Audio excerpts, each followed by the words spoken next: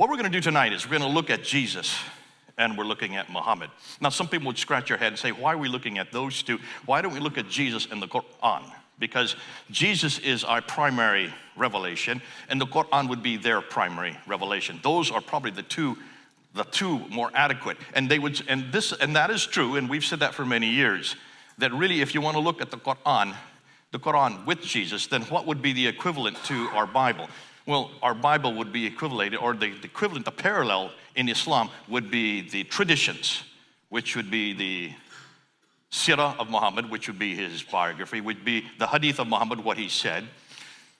And then, of course, it would be the Tafsir and the Tahqiq, which are basically the commentaries and the histories. That would be the equivalent, because we have that equivalent in our Bible. That's exactly what our New Testament is made up of. We're going to go into that in more detail on Thursday. But tonight, I want to look at the two paradigms. I want to look at the two people who everybody looks to. What were we just singing on just now? Who are we singing about? Jesus. Who is the I am? John 8:58. Claimed it for himself. That's why they took up stones to stone him. Because he was claiming that holy name, Yahweh. He was claiming that personal name, that eternal name that separates that God from every other God. That's why we're going to look at that Jesus. And then we're going to look at their paradigm. Who do they go to? Who do they yell? Muhammad Rasulullah. Always Muhammad Rasulullah. That always goes together in the Shahada. So you have Allah. There is only one God but God, and his prophet, who is his servant. Fascinating. Almost elevating Muhammad alongside Allah in their statement of faith. To realize that and to see that, you can see why whenever you confront Muhammad, well, you can confront the Quran quite a bit, and we do that at Speaker's Corner all the time. David, you do it all the time, don't you? You're down there. How do they react? They don't really react that much. They usually want to talk about something more important. You can confront Allah. Okay, they don't know how to defend Allah, because how can you defend someone that has no name? Allah is not a name. It's a title, the God. How do you defend anybody that's the God? But when you bring up Muhammad, it's like a switch turns on inside, and they go berserk. You do not touch Muhammad. If you have any doubt, just look what they did with the cartoons, the Charlie Hebdo cartoons in France. All of those were killed, 11 men and women in one day, in one office. Look and see the cartoons there in the Denmark cartoons. Those 12 cartoons that they put on that newspaper, and look and see how many people, 17 people lost their lives because of that. You do not touch Muhammad. And we're going to touch him tonight. That's why we had to make sure that every one of you are vetted. We know who you are. Because this is an area that people do not want to talk about. But I want to talk about him. Because we have had to defend Jesus for centuries. In the 1800s, when they started saying, how do we even know that this man existed? Can we look at his life and saying, how can we look at what he said and what he did and believe that that was true? And so we've had to pass that test, have we not? Am I right, Colin? We have had to pass that test because we have been demanded to pass that test. And I would suggest there's a good reason why they're attacking Jesus Christ, because he is everything we represent. He represents everything for us. He is our model. You have to take on Jesus Christ. And so that's why, if we've had to pass that test for 200 years, let's take the same test and ask the same questions of their paradigm, their model, Muhammad. And that's what we're going to do tonight. So I'm going to do a comparative back and forth, but I'm going to end with the best material we have.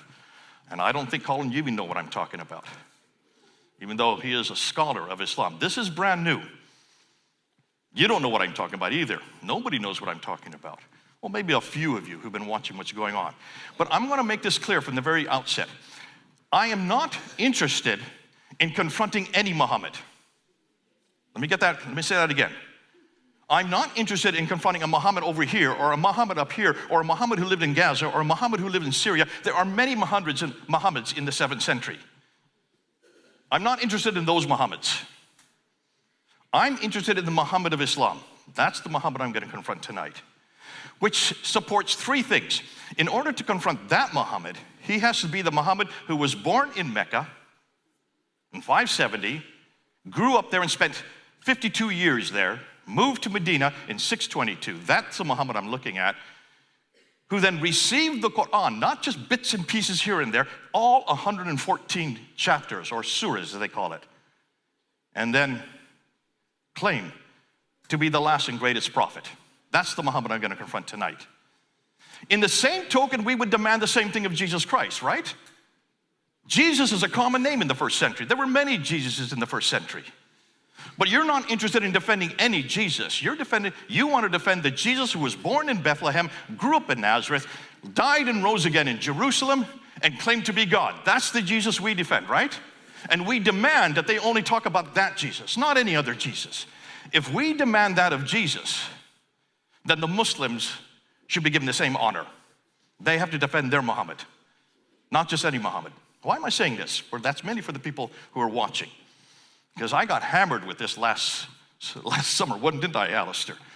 Everybody was coming with all kinds of Muhammad, saying, listen, Jay, you don't know what you're talking about. Here's a Muhammad, there's another Muhammad. Of course Muhammad exists. I said, what in the world are you wasting my time with? I want this Muhammad. Because this is the Muhammad that Muslims have to defend. The Muhammad that they have to defend is the one that's in the scriptures, is the one that's in the traditions, and it's his biography and it's his sayings that we're going to confront tonight. That's the Muhammad I'm after, all right? So let's go ahead without any little ado. Let's go ahead and let's start with our introduction. Now, here's the Muslim position. They say the reason that Muhammad was a model and he's the paradigm, they believe that, first of all, he was the last and final prophet. He is the seal of all prophets, the paradigm for all people everywhere in all times, including for us. So we would have to honor him as a prophet. They would say that what he did and what he said, therefore, they have to do and they have to say. So if he wore a beard, that's what you see. The men are struggling to wear beards. If he wore short trousers, then they wear short trousers.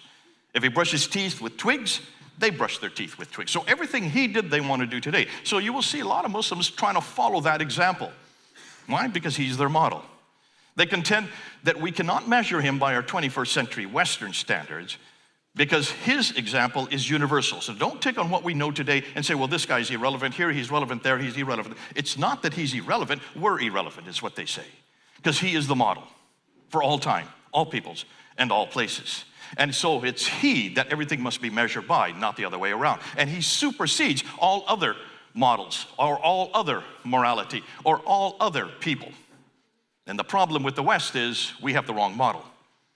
And that's why when you look at the news and you see what they're doing with not only their societies, their cultures, why so many people are leaving those cultures. Why are they leaving that model and they're coming here to the West? Many of them here to Britain. Because most of those Muslims don't want to live under that model. So Muslims do not ask whether he was moral or relevant. They only seek to obey his example. And that's where the trouble starts. Now, our position is just the opposite. The reason we don't accept Muhammad, Muslims come up to me all the time and they say, we love Jesus, why don't you love Muhammad? Exactly. There's the problem. Everybody does love Jesus.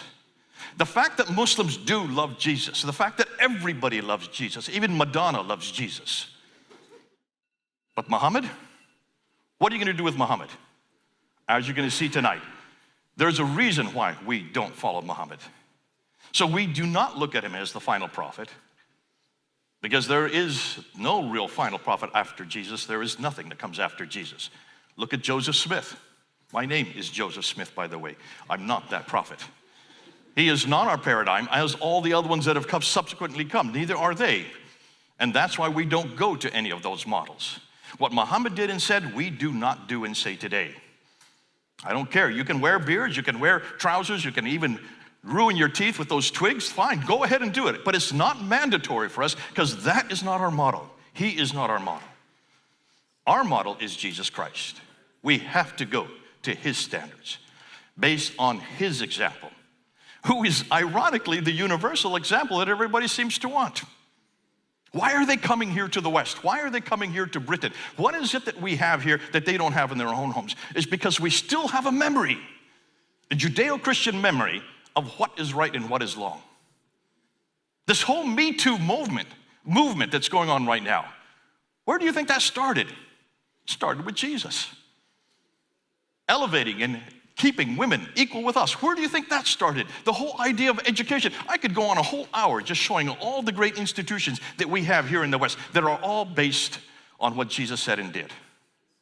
And that's why so many Muslims are coming our direction, and none of us are going that direction.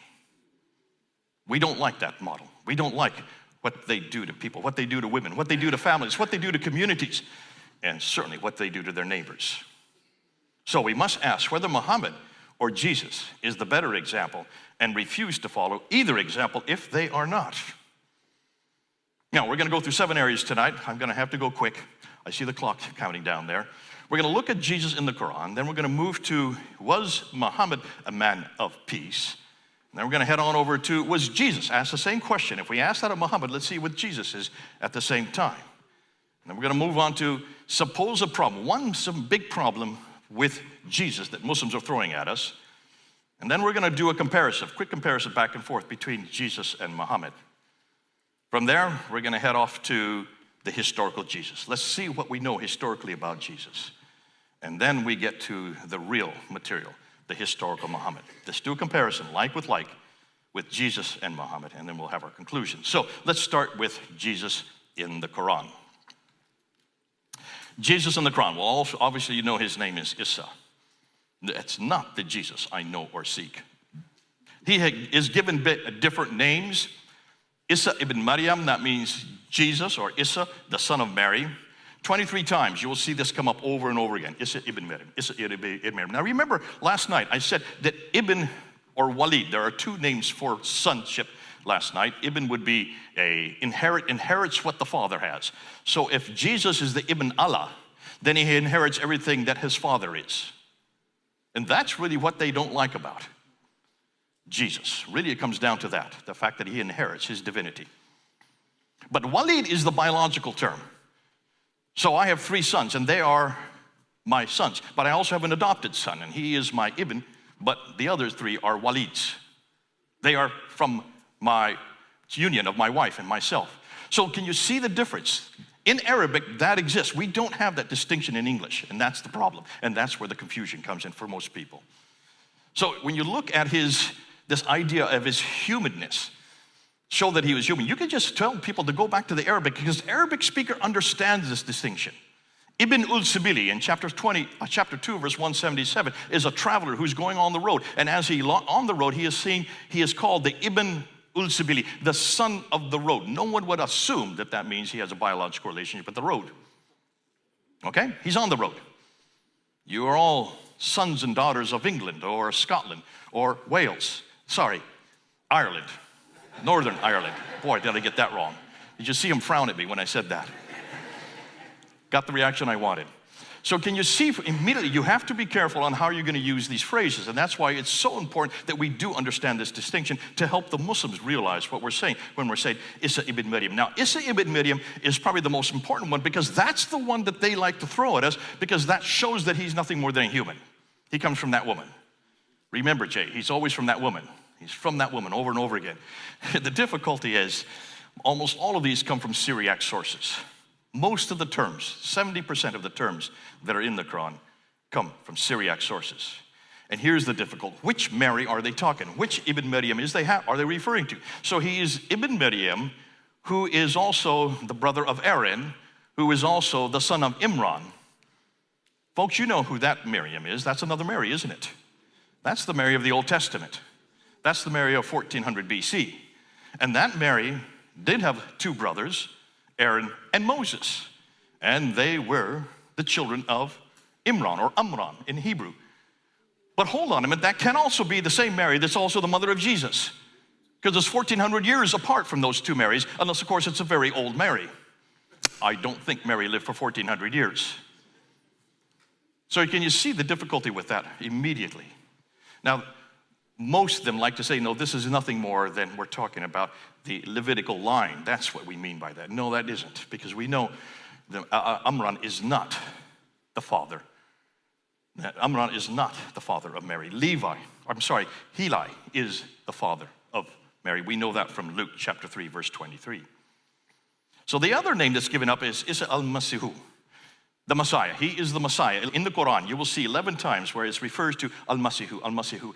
Why do they do that? Because that, again, is a polemic against his divinity. Because every Muslim knows that Al-Masihu means the anointed one.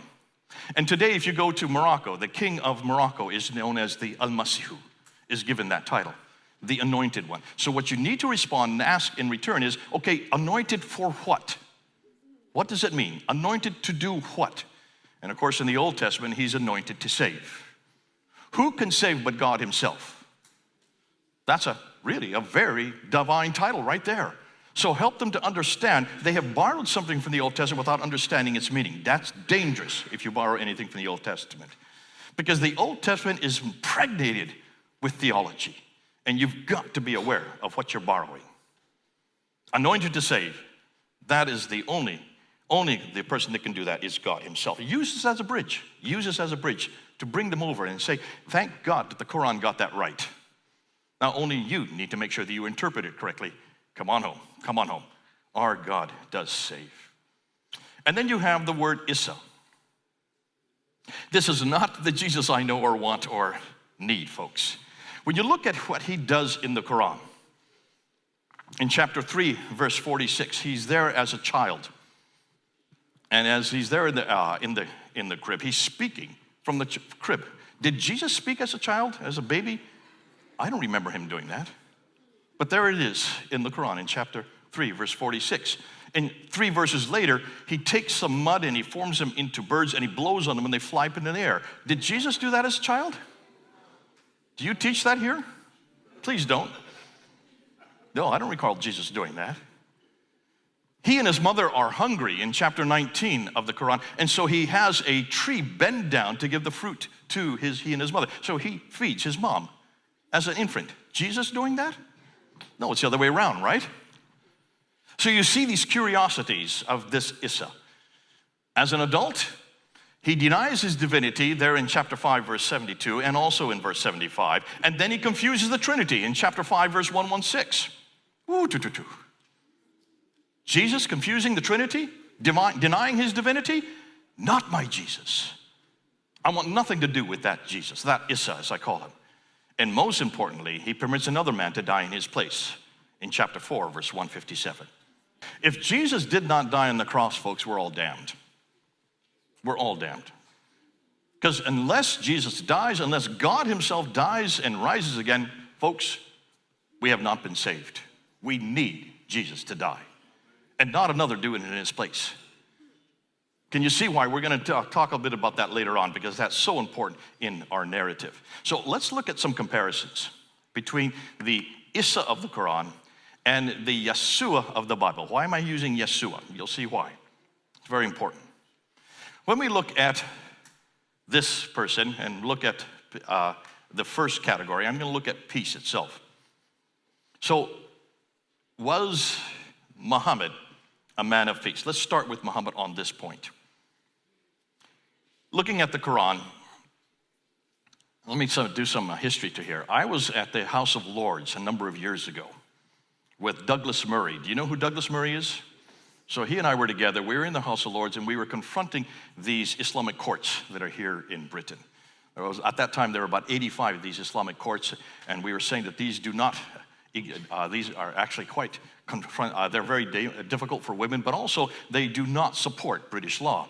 And while we were there, Lord Ahmed came into the chambers and he put his books down and he says, listen, I don't know why you're having a problem with us or with our law, because Islam is a religion of peace. And so Douglas kind of elbowed me. He said, can you stand up and take that on?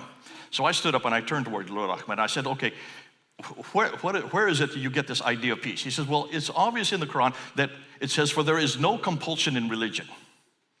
I said, okay, so where is that found? He didn't know where it was. He said, I'm not a theologian. I said, that's in chapter 2, verse 256. Just take a look at it. I said, well, I don't have a Quran here. I said, if you look at it, it says, when you read the rest of the verse, why don't you read the verse that follows it?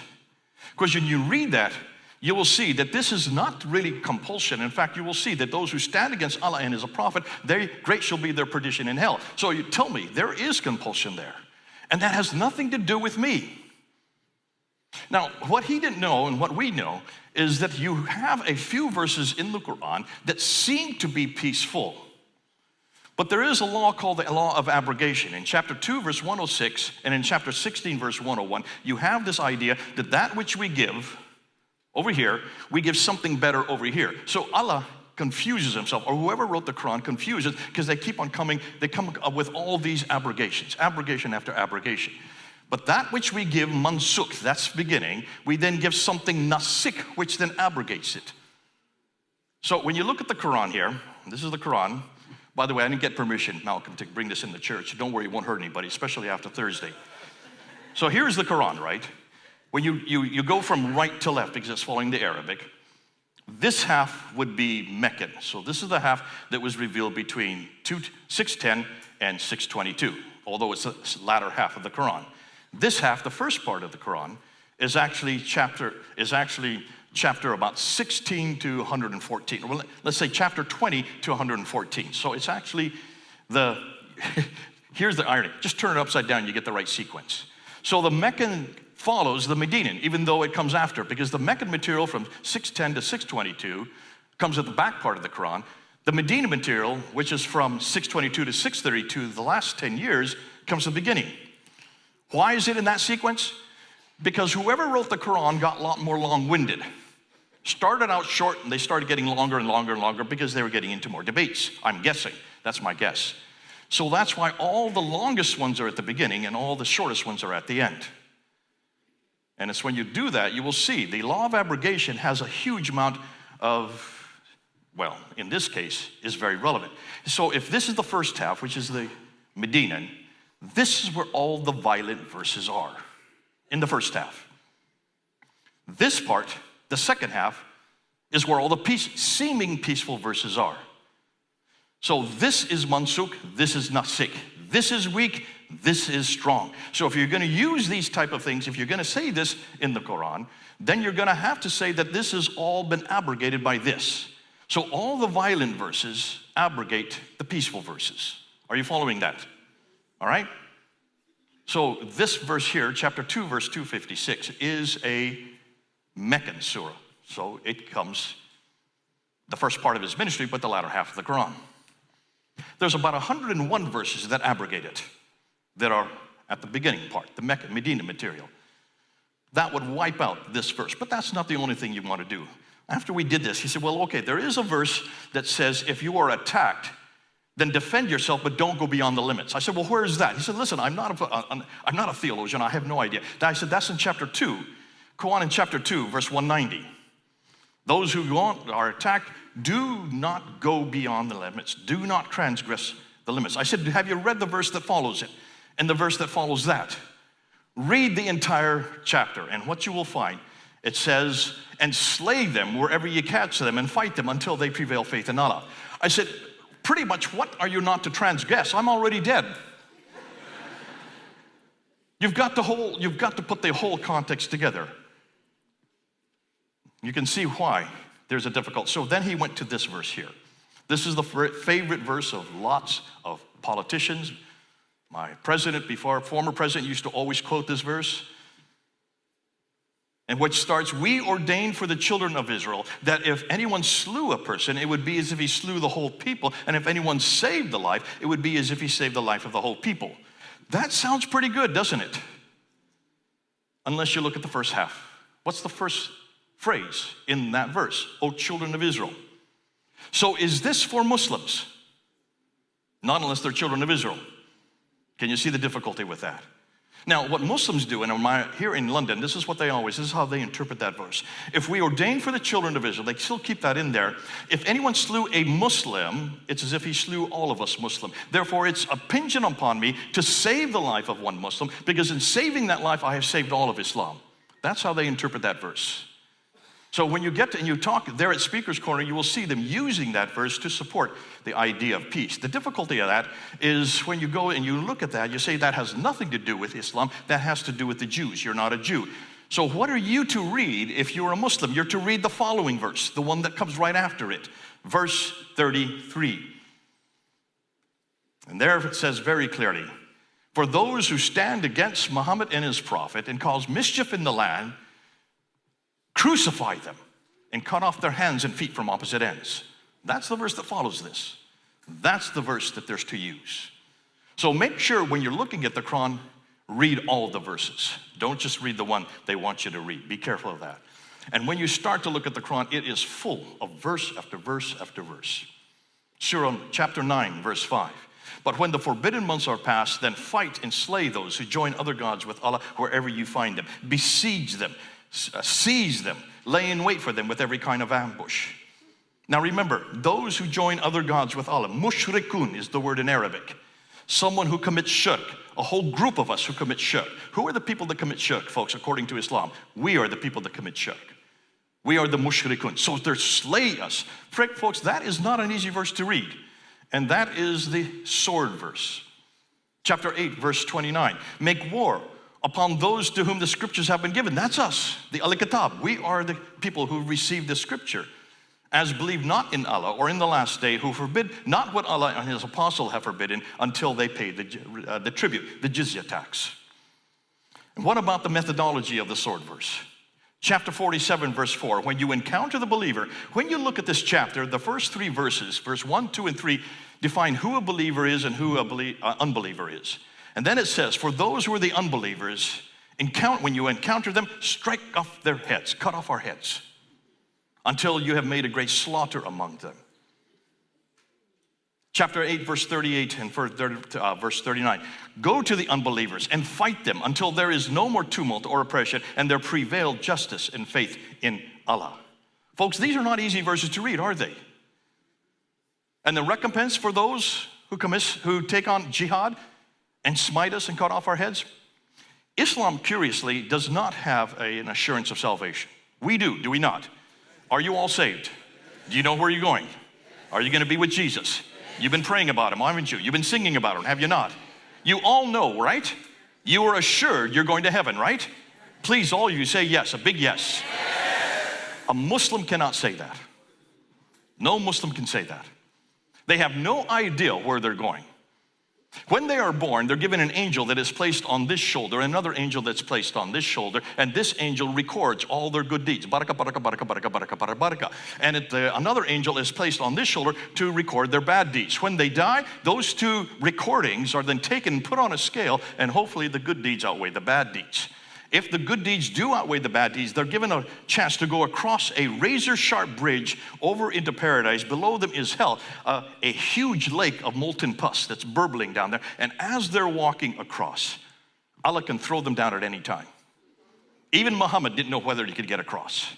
No Muslim knows they're getting across except for that verse right there. The verse you see right up here. To him who fighteth in the cause of Allah, whether he is slain or gets victory, soon shall we give him a reward of great value. Can you now understand why so many young men and women are signing up to be shaheeds? These who commit atrocities around the world, destroying and blowing themselves up.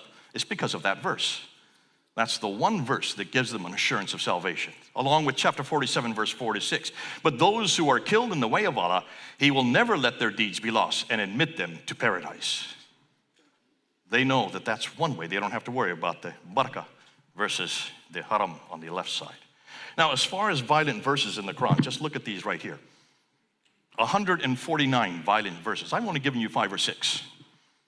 But can you see the problem? Most of you have never read these verses, and most Muslims have not read these verses. But I know them. Now you know them. And that's why we're taking so much time confronting this book. This is the thing that does the damage. We have to shut this book down. We'll do that on Thursday. But we need to make sure that you read it first to see what is it that motivates Muslims to do what they're doing. It's not because they have a proclivity for it. It's not because they're evil people. It's because of this book. And because of the problem of their prophet himself. Why? Because when you look at these verses, you need to see how they're exegeted. How do you apply these verses? Well, as we well know, in exegesis, you always go to what the author intended. So you have to go back to who? Well, there is no author for the Quran. It's eternal. Chapter 85, verse 21 and 22. It's eternal. Therefore, you have to go to the model of this book. And who is the model? His name is Muhammad. So you need to see how Muhammad took each one of these verses and see what he did.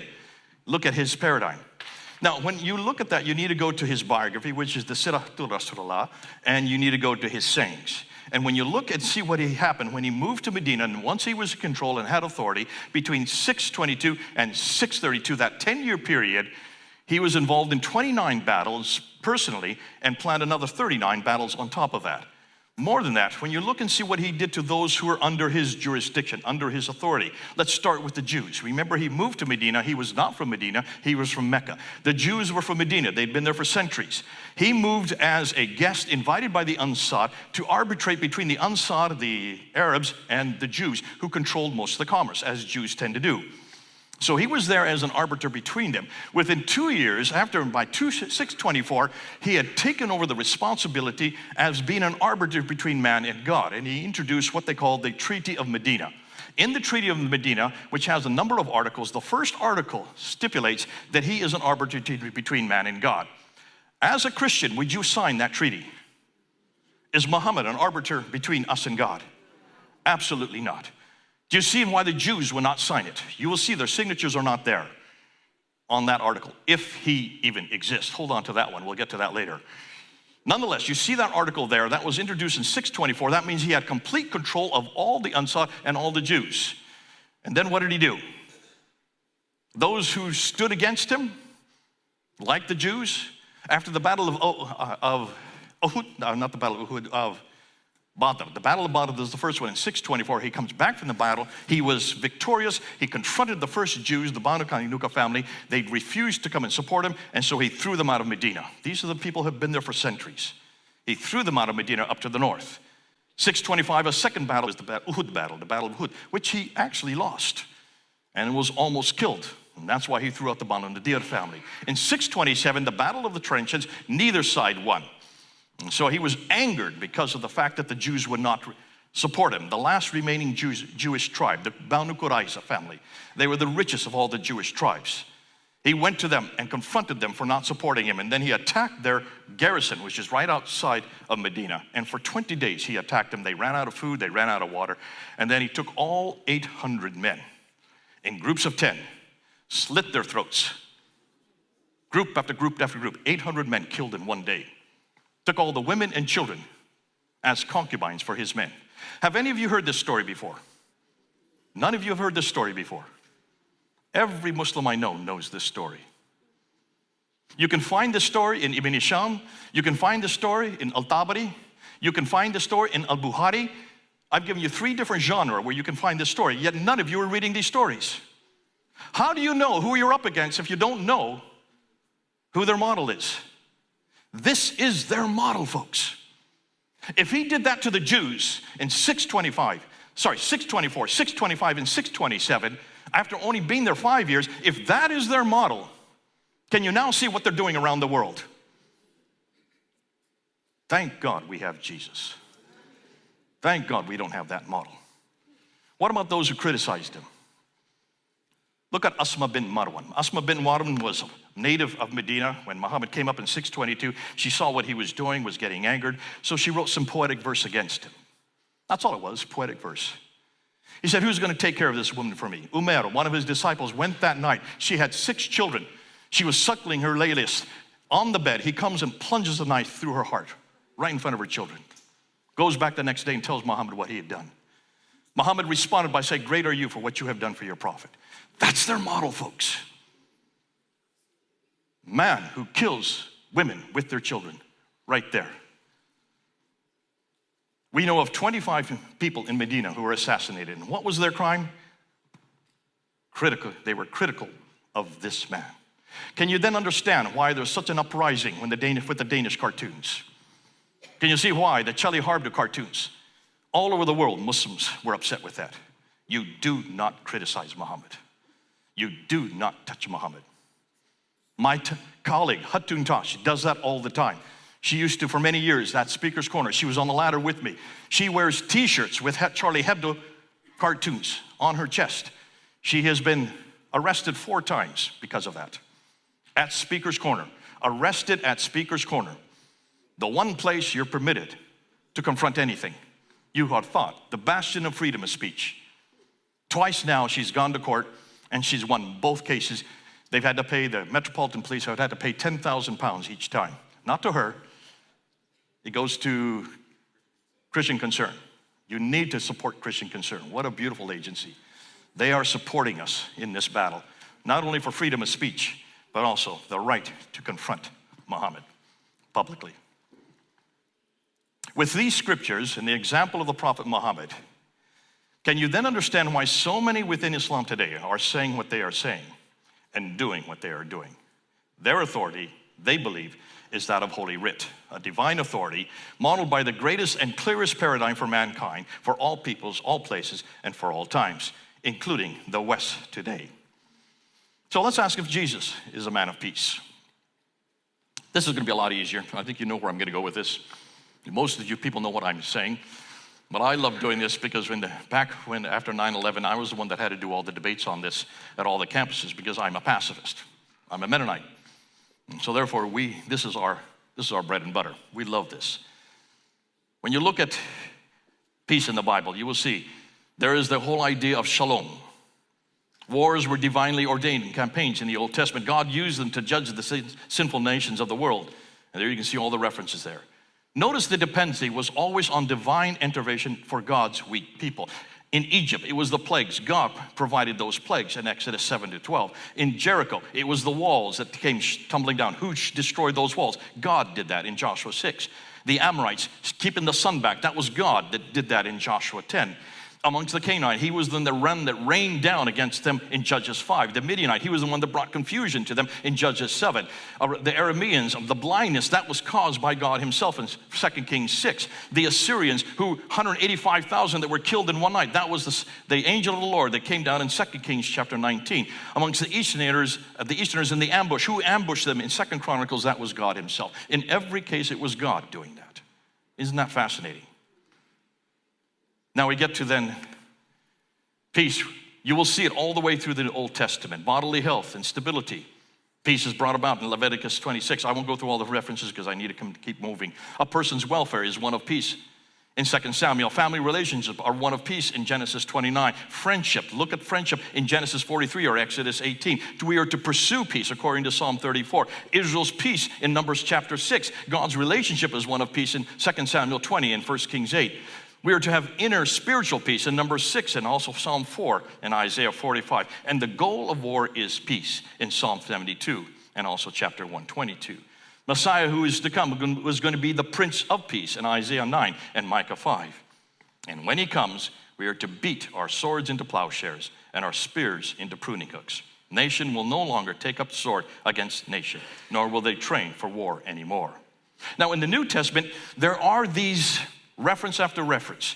I mean, there's so many. I could spend all night just going through the New Testament. You know that. The whole idea of peace is known as eirene. That's the Greek word for it. Matthew 5, verse 9, blessed are the peacemakers. Matthew 5, verse 39-44, you love your enemies and pray for those who persecute you. Matthew chapter 22, verse 37-40, you shall love your neighbors as yourself. Matthew 26, put away your sword. Peter, who was there cutting off the ear of the servant. Luke 6, verse 27, love your enemies. Romans 10, the gospel is a gospel of peace. Romans 12, we are to be at peace with all men. 2 Corinthians 13, live in peace. Colossians 3, let the peace of Christ rule your hearts. 1 Thessalonians 5, live in the peace with one another. 1 Peter 3, seek peace and pursue it. What about between husbands and wife? We are to love our wives in 1 Peter 3. Colossians 3:9, husbands must love your wives and never treat them harshly. Are you hearing that, folks? You men? Ephesians 5:25, we are to love our wives so much that we're supposed to be willing to die for her. Ooh, I love that. Ooh, I love that. I hope my wife is watching. Jesus' teaching for Christians. Instead of violence, we are to suffer, according to Matthew 5. Instead of vengeance, we are to forgive, Matthew 6 and Luke 17. Instead of greed, we are to share, in Luke 12. In chapter 18, instead of domination, we are to serve, Luke 22. Instead of hatred, we are to love. Now, there are some problem passages. Let's cover them very quickly. What are you going to do in chapter 19 of Luke, where Jesus is talking about the servant? He talks about the 4 different servants, and he's sending them out with different pieces of gold. And he says, when I come back in a year, I want to see what you've done with it. And the last one, it says, well, I didn't do anything. I just wrapped it up and held it for you. And he said, bring the servant to me and put him to death. What are you going to do with that reference? To understand that, you need to go back to verse 11. Because verse 11 says this is a parable. And this is actually what God's going to do with each of us when we come to heaven. He's going to ask us, what have you done with what I have given you? Depending on what we do with his message, that's how he's going to do with us. That's it. It's a parable. It's an image of what's going to happen in at the resurrection time. What about the temple cleansing? When he goes in and he, according to what I've always heard, he goes and whips the money changer and he whips the animals. No. Look at John chapter 2, verse 13 to 7. He doesn't whip any people. He only whips the animals. So what does he do with the people? He used the authority of his voice against the money changers. Didn't use violence there, folks. What about the swords of the Last Supper? Here he is. He's telling out the disciples, I'm sending you out. Sell your cloaks and buy swords. Seems like he's saying an insurrection, right? Until you look and see. Peter then picks up 2 off the table and says, what about these? What are they doing on the table? Swords on a table? No, these are what they call makaidas. Makaidas are just, well, there's a picture of them. They're just these knives that you wear at your side. They're probably the most essential tools in the first century. In America, if you go to any upstanding American male, he'll always have a Swiss Army knife on him. Why do we do that? Because it's the most essential tool for us to use. We clean our fingernails with it. We have a little scissors that we cut things with. And yes, you can really hurt yourself if you stab yourself, but it's used for everyday purposes. And that's what Jesus was saying. I've been taking care of you for 3 years. Go now, sell your cloak and buy a makaida. How do you apply that? Are you supposed to kill people with that? The very next day, Peter uses makaida to cut off the ear of the servant. What did Jesus say? Put away your makaida. We do not use the makaida that way. For he who uses violence will die by violence.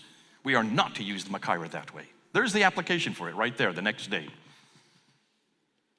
And probably the hardest one for Christians is Matthew 10, verse 34 and 38.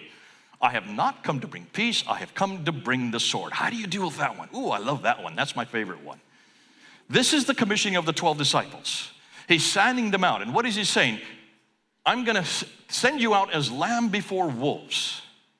And if you go in my name, he promises them 5 things. You're going to be hated if you go in my name.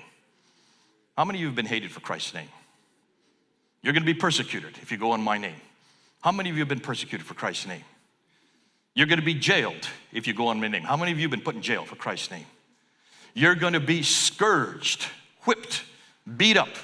How many of you have been beat up for Christ's name? And number 5, you are going to be killed. Now, Malcolm, is that how you commission here in the church? That's how Christ commissioned his 12. You better get started commissioning like that. Because every one of the disciples was hated. They were all persecuted. Every one of them was put in jail. They were all scourged, and every one of them except for John was killed. That was their commissioning. Then we get to verse 34. For I have not come to bring peace, I have come to bring the sword, to set father against son and mother against daughter. That's where the sword is. We are not to use the sword, it's going to be used against us. The sword is coming against us, and it's coming from within our own families. I can't think of a better example of what Islam is doing today with all of our converts. And then verse 38, he who is not willing to suffer and bear the cross is not worthy to be my disciple. We have to be worthy of that. That's how you answer Matthew chapter 10. Now, what about the Crusades and the Inquisitions? I love this. Whenever Muslims bring it up, I always say to them, okay, what is your problem with the Crusades? And they'll say, well, you should never, I help them out with this. Is it because you don't want anybody to use the sword or use violence for their kingdom? Is that what it is all about? Yeah, that's what it is, Mr. Smith. I said, God bless you, let me shake your hand. So the criteria is we should never use violence in the name of God. Especially here in Britain, they'll agree with that, especially since 9/11, and they suddenly become a religion of peace. You'll get agreement all the time. Say, okay, that's your criteria. You must never use the sword to propagate God's faith. Then just take them to the example that I just gave you in Medina. Go right back to Medina. Go right back to what Muhammad did there with the Banu Kainuka in 624, the Banu Nadir in 625, the Banu Qurayza family In 627, 800 men had their throats slit, and say, this is your example. Hold on a minute. Didn't you just got done saying that we should never use the sword? We should never use violence? That's the problem with the Crusades. Isn't that what your prophet did? So before you confront the Crusades, I want you to confront your prophet right now. In 40 years, I've never seen a Muslim do that. And I said, you know what's interesting? We're told to put away the sword. We're told to have peace with our neighbors. Chapter 5, verse 43, you have heard it say, to love your friends and hate your enemies. Verse 44, now I say, to love your enemies. That's only unique to Jesus Christ. We are not permitted to hate you. We are not permitted to kill you. Jesus is the only one that tells us to put away our swords. We do not use violence. So what it means is that we have the moral high ground on this. And that's why you need to use it. Now let's conclude with this whole thing on peace. If you want peace, you better not go to the Qur'an. Look at those 149 verses. Do not go to the Prophet Muhammad. Look and see what he did. Just start with Medina. You need to come to the New Testament. You need to come to Jesus Christ himself. Listen, the whole world is looking for peace. There is only one source for peace, and that is Jesus Christ. Now I'm going to end with this before we have the break. There is one problem that Muslims have with Jesus. And this is the problem they always come up with all the time. Besides what we talked about last night, we're not going to go over that last night. This is one that you really need to answer, and that is the problem with the crucifixion. Because you need to take on the crucifixion. Because if Christ did not die, as the Quran said he did not do in just one verse, then we're damned, folks. Now, the primary verses that recorded are chapter 19, verse 15, and also 33, and chapter 4, verse 157 and 159. And then we need to go to chapter 3, verse 55, and chapter 5, verse 117. But before I do that, let's go to this one here, chapter 4, verse 157. That's the one that's causing the problem. The Jews believed they had killed Jesus. Allah reveals that they definitely did not, that Jesus was not killed nor crucified. There was someone else. Doesn't say who it was, possibly who looked like Jesus, and he was the one that died in Jesus' place. That's how Muslims explain chapter 4, 157 and 159. So therefore, Allah took up Jesus. He never died. Now, here's the difficulty. Why is it that they don't want Jesus to die? What's going on here? The problem is this. If God is sovereign and he protects his prophets, how could he let someone die like this, an ignoble death that Jesus died? Allah would never allow his prophets to die like that. In chapter 3, verse 181 to 183, it's very clear that Allah is there to protect the prophets. This assumes, therefore, that Allah is too weak to support his own, second only to Muhammad in importance. The Islamic understanding of salvation, no atonement is needed since no one can pay for another sin. So that whole idea in chapter 6, 164, and chapter 53, 38 says we don't need someone to atone for us.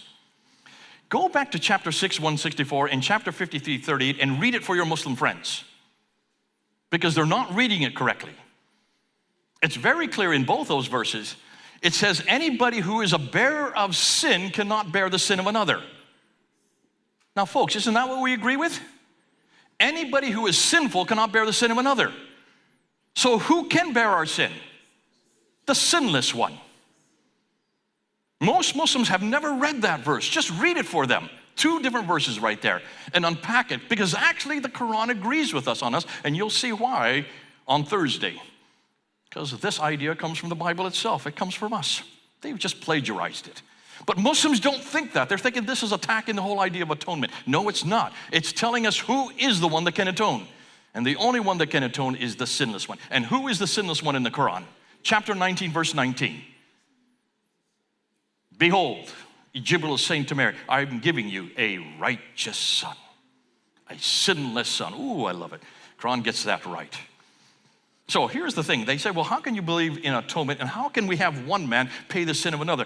This whole idea of imputation, original sin, makes no sense to them. They said this is evil. You cannot be responsible for another sin. Adam and Eve cannot be responsible, or they cannot be responsible for our sin, is what they're saying. And I said, then look at chapter 7, verse 24.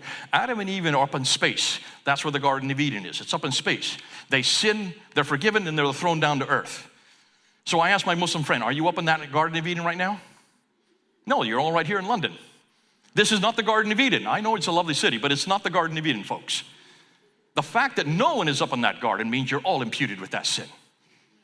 But you have no idea how to get back up into that garden again unless you use baraka, baraka, baraka, baraka, baraka, baraka, baraka. So here's what I do.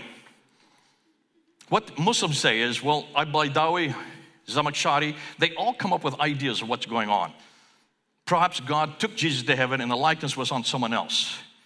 They imagine Jesus was crucified, but Jesus is alive in heaven.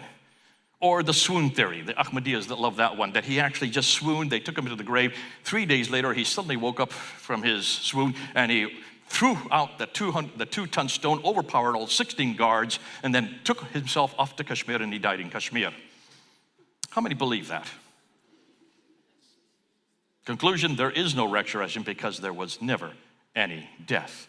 Now, these ideas were taken from other sources, the Docetic sources in the 2nd century. The apocryphal gospel of Jesus, Jesus was taken up, that's chapter 3, verse 55. The apocryphal gospel of John, where Jesus appeared to John in a cave in chapter 4, verse 157. Or the Mani Persian idea of the widow of Nain's son was substituted for Jesus in Surah 4, 157. Or Basilides, the Gnostic writer, where Jesus changed forms with Simon and Cyrene, a substituted death.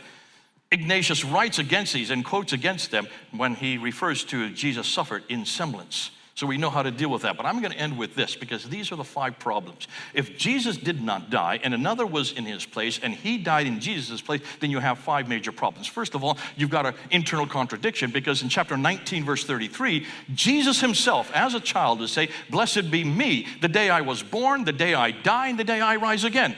So he even claimed to die and rise again. In chapter 19, verse 33, Muslims will say, well, that's a future death. No, it isn't, because in verse 15, it refers to the same thing as John the Baptist, Yahya. Blessed he, the day he was born, the day he dies, and the day he rises again. Is John the Baptist going to do this in the future? You can't have it both ways, Muslims. Chapter 3, verse 55 is very clear. There is God saying, or Allah saying to Jesus, I will cause you to die. Mutawafika, I will cause you to die. It says it very clearly in the Arabic, not in the English translation. They've changed that for that very reason. Then you have theological confusions. This whole idea of chapter 6, verse 164, and chapter 53, verse 38, the whole idea of an atonement is actually in those verses. So just read those verses. That's what the atonement's all about. They've got to deal with that. Then we get to the historical confusion. If you don't believe Jesus died, then what are you going to do with the historical record? Because this book was supposedly not revealed to Muhammad in the 7th century. Why don't we go back to the 1st century? Let's go to Thales and Phlegon, who are having a debate right there in 52 AD. That's 20 years after Christ's death, and they're debating whether or not Jesus died. And at the day he died, the earth shook and the sun went dark. These are not Christians, folks. These are Greek satirists who are debating this. Let's go to Tacitus, hated Christians, Roman historian, who writes about the death of Jesus and says it happens during Pontius Pilate under the rule of Tiberius. That's why we know it's in 33 AD. So there's a Roman historian who talks about Jesus' death. Josephus. Here's a Jewish historian writing about the death of Jesus, also writes about the death of James, his brother, and talks about the resurrection, refers to it, that the Christians believed it. So I've given you Greek, I've given you Roman, and I've given you Jewish historians from the 1st and 2nd century, all pointing to the death of Jesus. Who are you going to go with, the 1st century or the 7th century? I go with the 1st century. And then the eyewitness. Take a look at the fact that there were eyewitnesses right there. Who was at the foot of the cross? John. Did he not know Jesus? He had been with him for 3 years. He was the beloved disciple. Don't you think he would know who was on the cross? Who else was at the foot of the cross? His mother.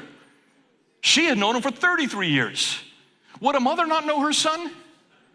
And what about the guy on the cross? Don't you think he would have said something? You got the wrong guy. Look and see what he said. Father, forgive them. They know not what they do. Into your hands I commend my spirit. That's my Jesus. That's my Jesus. Ooh, makes me quiver to think about that. What a testimony. And then you get the moral confusion. I'll end with this.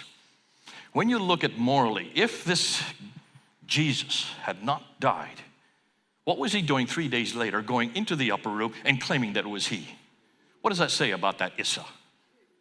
And what does he do a week later when he shows the holes in his hands and his feet to Thomas and lies about it? Not my Jesus. Jesus does not lie. And what about Allah himself? If Allah takes the image and puts it on another man and lets that man die in his place, That's a deceitful God. And then for 600 years tells no one, unless an entire religion, the greatest formidable religion against Islam, grow because of that one event. And forget to tell anybody. And suddenly, ooh, I better wake up, tell this guy over here in Arabia who can't even read and write, I'll tell him the real truth. That's not my God. I don't see that God in this book. That is not my God, folks. I see that God all through this book. Can you see why we always go to this book and that record? Thank God he did die. You need to make that choice. Let's do a comparison between Jesus and Muhammad. And you'll see there's no one like Jesus, especially with these two compared to each other. When you look at the Qur'an, even in the Qur'an, this is fascinating. I was at a marketplace in Dearborn, Michigan, where all the cars are made. And they have many of the, in fact, that's the largest collection of Muslims in America are in Dearborn, mostly from the Arab world, brought in to work in the factories there. And so they have a conference every year, and I was there at the conference. And then I went to the marketplace where they were celebrating Arab Day, and there was a man walking around with a sign, and he had Jesus and Muhammad. We love them both. So I went up to him, and I said, I'm so glad you have Jesus above Muhammad. And he says, no, they're exactly equal. I said, no, they're not. Jesus always remains above Muhammad. You've put it in the right context. I said, let me prove it to you. I'm going to use your Qur'an. So he didn't have his Qur'an on him. Muslims never have Qur'ans on them. So I took out my Qur'an, and I said, let's just look and see what the Qur'an says about Jesus and do a comparison. I said, let's start with chapter 19, verse 20. 19, verse 20, it's very clear that Jesus was born of a virgin. How was Muhammad born? Normally. Aminah was his mother. Abdullah was his father. Nothing miraculous about his birth. So already you see in chapter 19, verse 20, where Jesus is superior in his birth. Then I said, let's go to chapter 3, verse 46. In chapter 3, verse 46, you will see that he speaks from the cradle. This is also repeated in chapter 5, verse 110, and chapter 19, verse 29 and 30. Here is a little baby speaking in the cradle. Could Muhammad do that? So even in his childhood, he was superior to Muhammad. 3 verses later, in verse 49, it says that he took some clay, made them into birds, blew on them, and they flew up into the air. And the Muslims said, oh yes, but that was in the power of Allah. I said, okay, so that's what your Quran says. Did Muhammad do that in the power of Allah? Did Muhammad create anything? And he was quiet. And I said, let's read the rest of the verse. He gives sight to the blind. He heals the lame, and he resuscitates the dead. Could Muhammad do any of those three things? Did Muhammad ever do a miracle, I asked him. Nowhere. In fact, 3 times the Jews came to him asking him to do miracles in the Quran, and every time he says, why should I do a miracle? Those who came before me did miracles and you killed them. That's not much of a defense. Nowhere did Muhammad do a miracle. And yeah, look right here, 3, 4 miracles. He creates, gives sight, heals the sick, and resuscitates the dead. Then I said, I'm going to end with this. Who is the only perfect one? Who is the sinless one? Chapter 19, verse 19. The righteous one. Jibril says that to Mary. I said, he is the sinless one. What about Muhammad?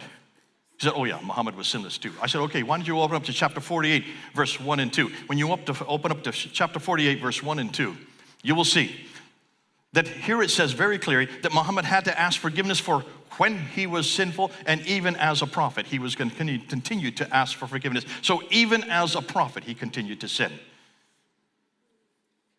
Jesus healed the sick, he healed the laborers, he gave sight, and he raised the dead, and he is the only righteous one. In every category, by that time the crowd was huge, and the police came thinking there was going to be a riot. I said, no, there's no riot, we're just looking at scripture. All we did was look at the Quran. I didn't even gone to the Bible yet. I was just taking the Quran and just going verse after verse after verse. Even in the Quran, Jesus is superior. But this is not the book I go to find out about Jesus. When you do a comparison between these two, let's just do a comparison and look like with like. So, an overview very quickly. Jesus is born of a virgin. Muhammad was born normally. We see that in Ibn Hisham. Jesus on this side served God as a child, Muhammad was an idolater. Jesus read the Bible early on in Luke 16. Muhammad was illiterate, couldn't even read and write. Jesus was poor, depended on donations in Luke chapter 4, Luke chapter 8. Muhammad took 20% of all the booty that he and his men gained. Jesus over here performed miracles in Mark 3, verse 9 and 10. Also in chapter 3, verse 49 of the Qur'an admits that. Muhammad never did one miracle. Chapter 29, verse 50 of the Qur'an. Jesus made blind men see. Muhammad made senile men blind in Bukhari, chapter 8, verse 520. Jesus made the lame to walk. Muhammad made walking lame in Al-Bukhari 8, 520 as well. Jesus healed withered hands. Muhammad cut them off simply for stealing an egg. Al-Bukhari. Or just look at chapter 5, verse 28 of the Quran. Jesus forgave the adulterers in John 8, verse 7. Muhammad whipped and stoned the adulterers in chapter 24, verse 2 of the Quran, known as the verse of the Rajam. Jesus raised the dead, John 11. Also, chapter 3, verse 49 of the Quran. Muhammad killed the living, Ibn Hisham, Al-Bukhari. Jesus loved his enemy in Luke chapter 23, and also verse 34 and verse 43. Muhammad killed his enemies. We see that over and over again. Just look at his life, especially the last 10 years. Jesus set the condemned free in John 8, whereas Muhammad enslaved the free in Ibn Hisham. Jesus was sinless. Muhammad was sinful. Chapter 47 and chapter 48 of the Quran. Jesus died for sinners. John 1, John 10. Muhammad had sinners killed. Verse after verse after verse. And then finally, Jesus rose from the dead and lives today. Muhammad was died, buried in Medina, and is still there, if he ever existed. So like with like, just look at these right here. I'm just going from scripture to scripture to scripture, just supporting how great Jesus is in every major category. He wins every debate. I tell people all the time, if you want to get into a debate about Muslim, make sure it's about Jesus. Get Jesus into the debate because he wins the debates for you. That's why everybody loves him. That's why everybody wants to follow him. Even when they come to this country, they want to follow his precepts. The historical Jesus versus the historical Muhammad. Now we're getting down to the brass tacks. If we want to know more details about the life of Christ or Muhammad, then we need to look at their historical sources, writings which were close to the events of both men, not only at the time periods of when they lived, but also close to the places where they lived in Palestine and in Arabia. Now, there are accounts of Jesus which are close to the time and the place Christ lived, written in the late 1st and early 2nd century, which even include hostile accounts written by non-Christian Jews and Romans, and also, we know, Syriac. But can we say the same for Muhammad? Let's look at some of their documents, and let's do a comparison. Let's start with Jesus first. Is he the man of history, or is he the man of faith? This is the question that was asked in the last century about Jesus. When you look at the Quranic Isa, the Quranic Jesus, where does that Isa come from?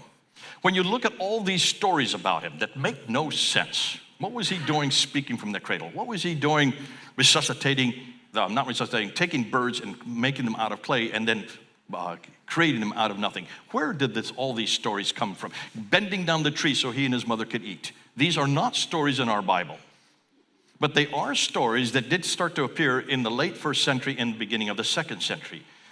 The fact that God had no children in chapter 4, verse 171 and chapter 19, verse 34, that's a monarchist view of God. The Docetic view of the fact that Jesus did not die in chapter 4, verse 156 to 158 that we were talking about before break.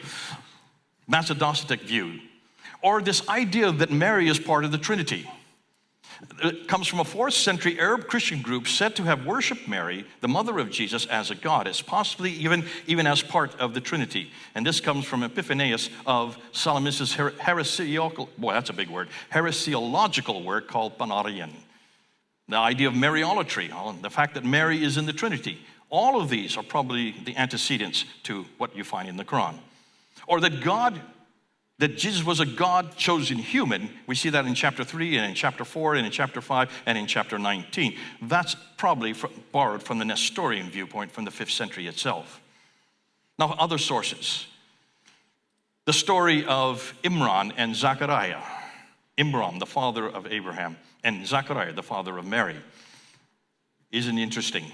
That comes from Proto-Evangelions and James the Lesser, a 2nd century reference. The fact that Jesus speaks from the cradle in chapter 3, chapter 5, and chapter 19. That comes from the first gospel of the infancy of Jesus Christ. Look at the dates, 2nd century.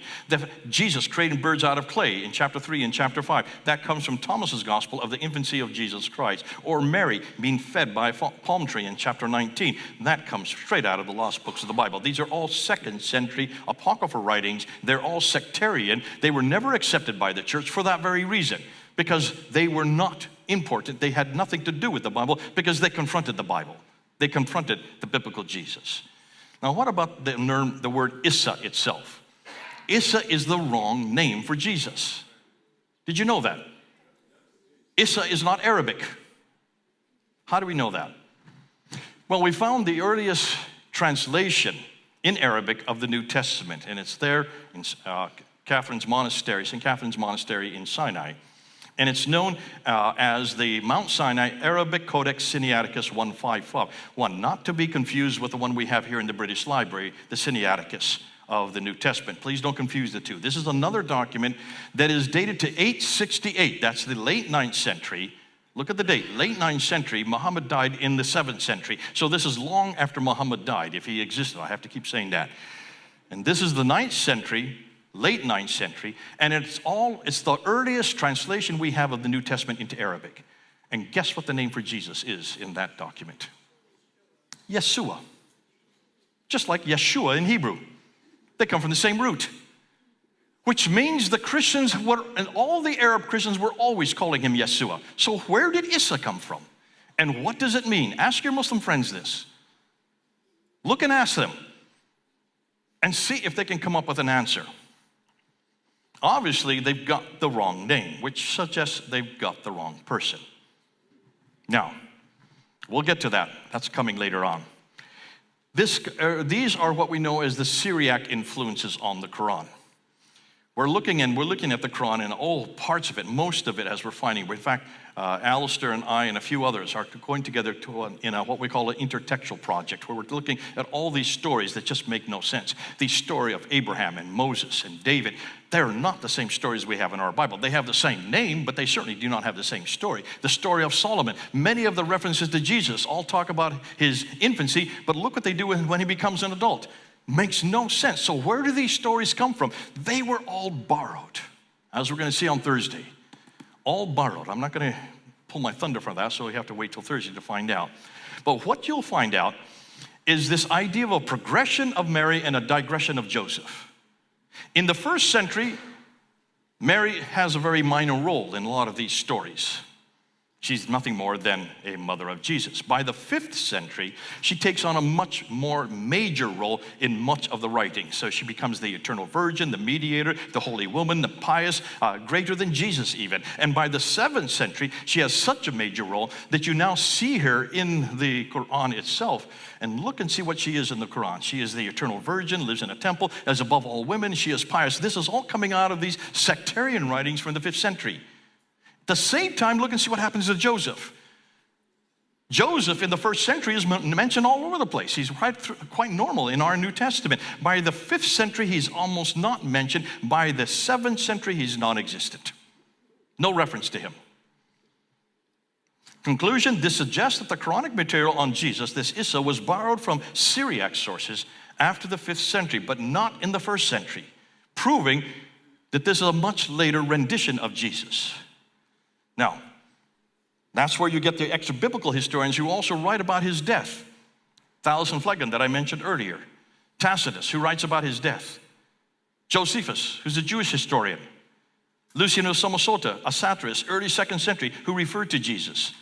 Suetonius, who refers to Christians as being given over to a new mischievous superstition. Take a look at all these. Pliny the Younger advises Trajan on killing Christians, a community who sang to Christ as God. When you continue on with this, you will see that N.T. Wright unpacks this and he says, take a look at the Jesus that we see in the first century and look and see what was happening in the first century. He said there were three major debates that were happening in the first century. We see this from Josephus' account. And the debates all referred around the kingdom of God, around the laws of God, and also around the temple of God. And you will see this over and over again. These were the major debates because of the fact that they were now controlled by Rome. Therefore, what do you do with the kingdom of God? Why is it that no longer they want to get back to that Davidic kingdom? That's why the debates are, should we be around getting that kingdom back? What about the laws? Should we also continue with the Mosaic laws? And of course, what about the temple? The temple became the whole structure that was important. And if you look at the New Testament, all the references you have in the New Testament about the kingdom of God, in Matthew 18, verse 20, where there are 2 or 3 gathered in my name, he talks about the kingdom of God. Where is the kingdom? Now it's him. Those who are in relationship with him. He talks about the laws of Moses in Matthew chapter 5, verse 17, and verse 38 to 39, and 43 to 40. All the way through, you have these references about this debate. And then what about the temple of God? In chapter 2, verse 19, it says, if you destroy it in 3 days, I will raise it again. So Jesus talks about the things you would expect him to talk about in the first century. Notice, these would have made no sense after 70 AD when the temple was destroyed and the kingdom had been fractured. These had to have all happened before 70 AD, proving we got the right man doing the right thing, talking about the right things at the right time. Oh, I love my Jesus, and I love my scriptures. Now let's ask about the Qur'an. Look at the Qur'an. Nothing in the Qur'an about the kingdom of God. Show me anything about the kingdom of God in the Qur'an. Show me anything about the laws of God, the Judaic laws, the Mosaic laws. Show me any reference to the temple at all. Proving that whoever wrote the Quran was not there in the first century, did not know what was happening in the first century, did not know about these 3 major debates, N.T. Wright says. That's why we've got the right man at the right place, doing the right thing at the right time, and Islam fails on every count. The Quran fails on every count, I should say. Conclusion, the Jesus of the Bible is indeed quite historically accurate, while the Isa of the Quran has almost no place in a historical context. Okay, you ready? Let's look at the historical Muhammad. Now this is the heavy stuff. This is the stuff that will get me into trouble. But I love it. So Malcolm, if I go, you go too, okay? He wants to shut it down now. Let's go, everybody go home. No, this is the best stuff because this is, I think, it's this material that I think is going to destroy Islam. Not Muslims, Islam. Let me make a distinction. I'm not interested in confronting or hurting Muslims. I'm only interested in what this religion is doing to them. And that's why we have to shut down Muhammad. We have to confront him. We have to look and ask these historical questions about him. Now, when you look at Muhammad, you will find biography after biography. There's over, what at the latest count? I think there's 1,548 biographies written about Muhammad. There are so many biographies, and they keep pouring out, and they all talk about the same thing.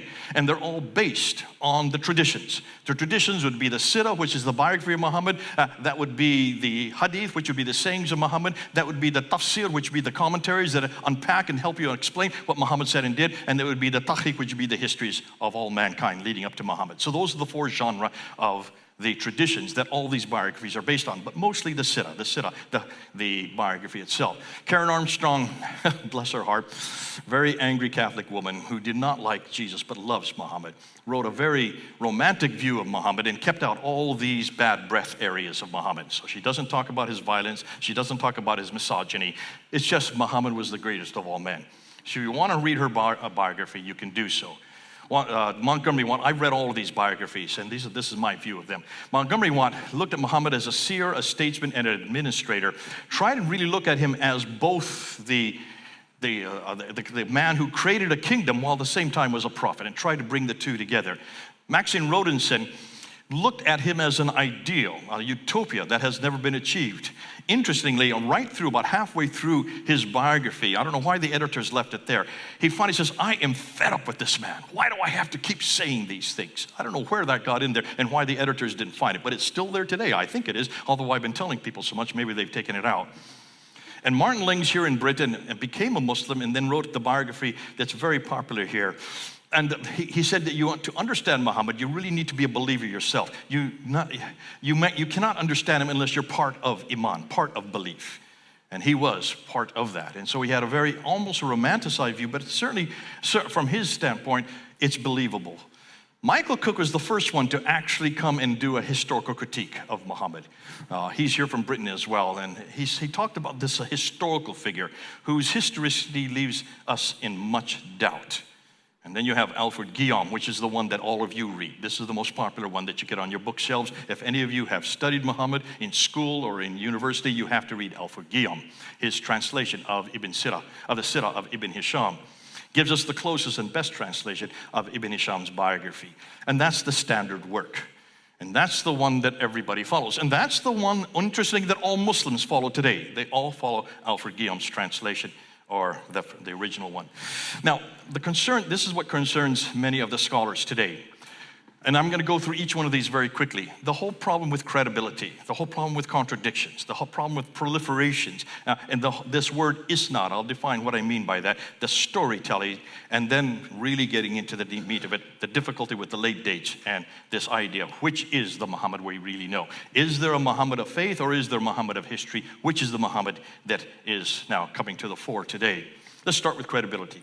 Dr. John Wansborough here at the School of Oriental and African Studies wrote 2 books in the 1970s, Quranic Studies and Sectarian Milieu, where he actually for the first time said we need to look and see all these stories about this man, all these stories about how Islam began. When you look at it, you will notice that they're not in the right place.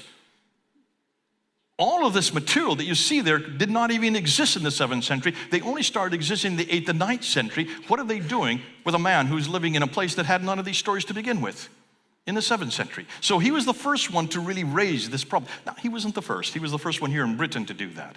The Germans were way ahead of him. They have already been asking this in the 1920s. God bless the Germans. Are there any Germans here today? You guys are way ahead of the rest of the world, and we are actually going to now to get all of your material. The Maghazi documents, which are the stories of the Prophet's battles and campaigns, these are the earliest Muslim documents which we possess. Now, they should give us the best snapshot of that time, yet they tell us little concerning the Prophet's life or teaching. In fact, oddly enough, nowhere in these documents is there a veneration of Muhammad as a prophet, which you would think it would be replete with, because these are from the 9th century. Nothing.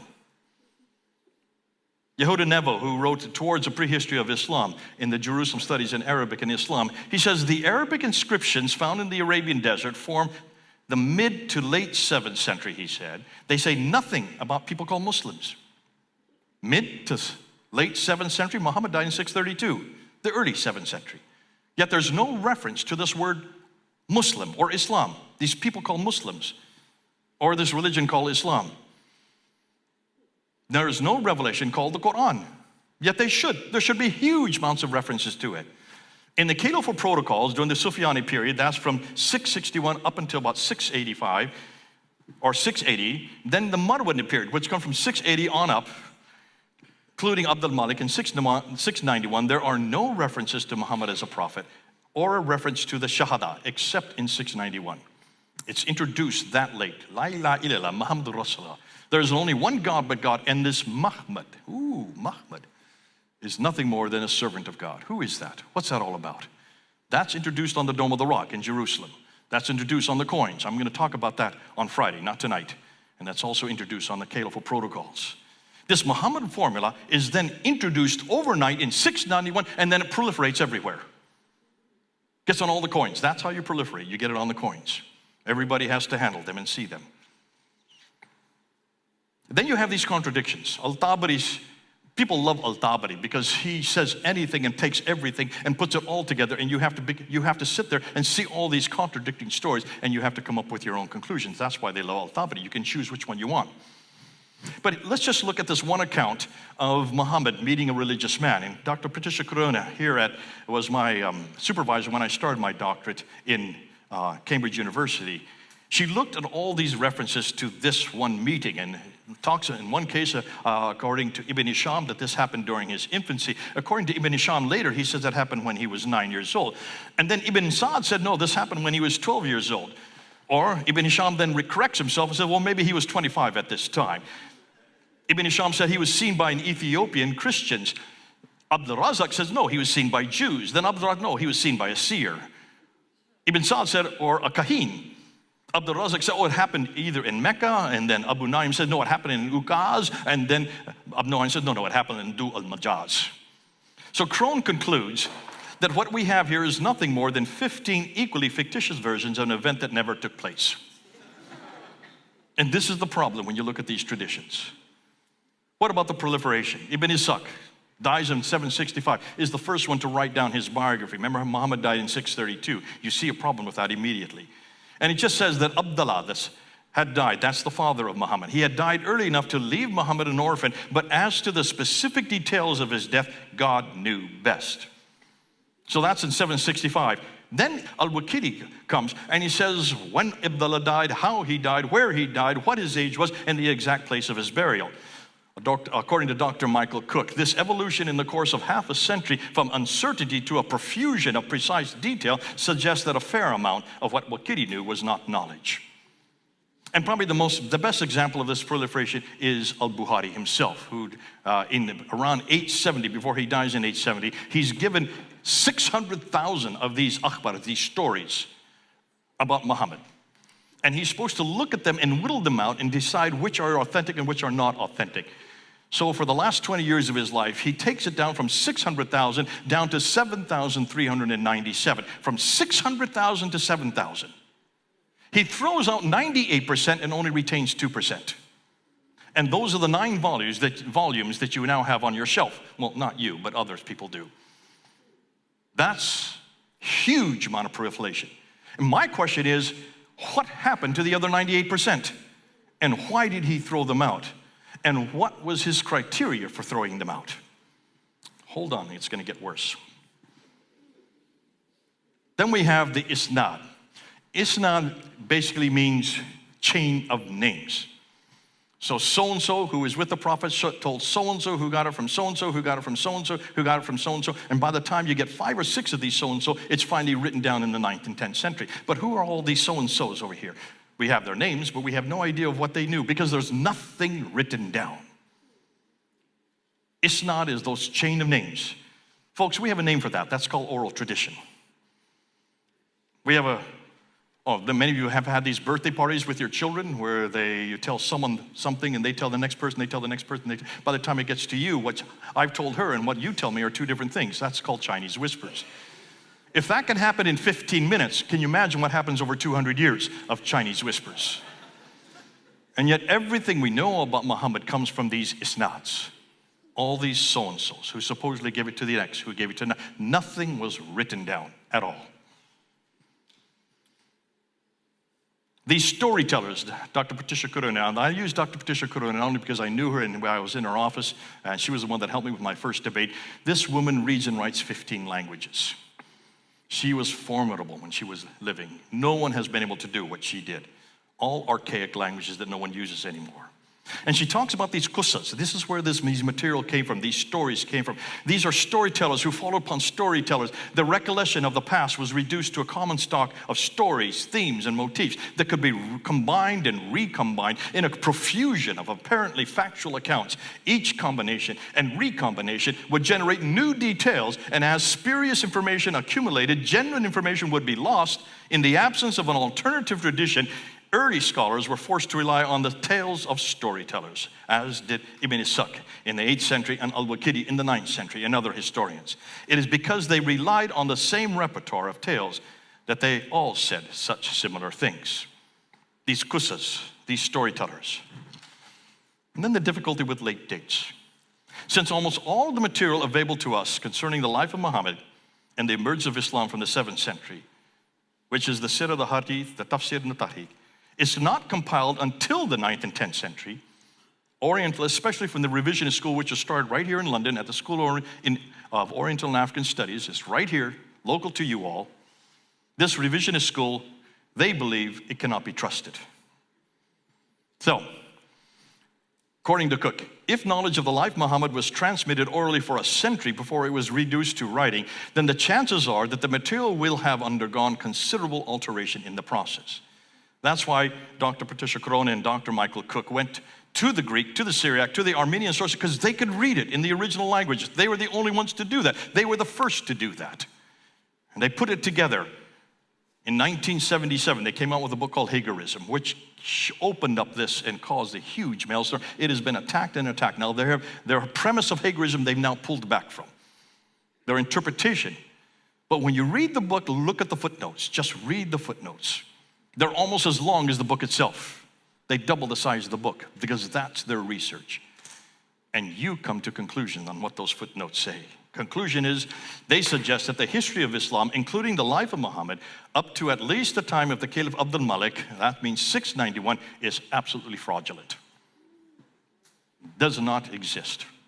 Ubi Rubin examined how the image of the prophet was perceived by believers throughout the various evolving versions of his life. The contents of the text are a reflection of the state of mind of the believers among whom the text was created, preserved, and circulated over the ages. Medieval Islam later on was preoccupied with portraying his prophet in a manner comparable to the biblical prophets. They wanted someone equal to those biblical prophets. That's why you have these biblical themes were adopted from the stories of the prophets, adapted to fit an Arab situation, and applied to the biography of Muhammad. Just look at the Battle of Badr that I talked about earlier. Al-Miqdad provides the same response regarding the children of Israel, contrasting their inferiority against the superiority of the Arabs. The entire Arabian Ummah, that's the believers, as one collective group constitutes here the new chosen community that replaces the children of Israel. You can see what's going on here, folks.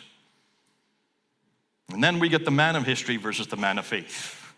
Notice that up to now, everyone has noted that everything we know about Muhammad, what he said and what he did, comes from the 9th and 10th century. Have you seen that? And you would say yes to that, wouldn't you? Everybody. Please say yes. Because that's all you've heard. That's all you've heard so far, 9th and 10th century. All of this then redacted back to the 7th century based on simple oral traditions. Folks, that's 200 to 300 years of hearsay. There's the problem. Well, that's bad enough, 200 years of oral tradition. What we are now going to look at, moving on, the next question on whether or not any of the Muhammad, what he said or did, came even as early or as 200 to 300 years. As of tonight, that's all you've known so far. I'm now going to throw most of that out the window. And this is the new research that we've been doing for the last 2 years. And I'm going to introduce it here in Britain for the first time.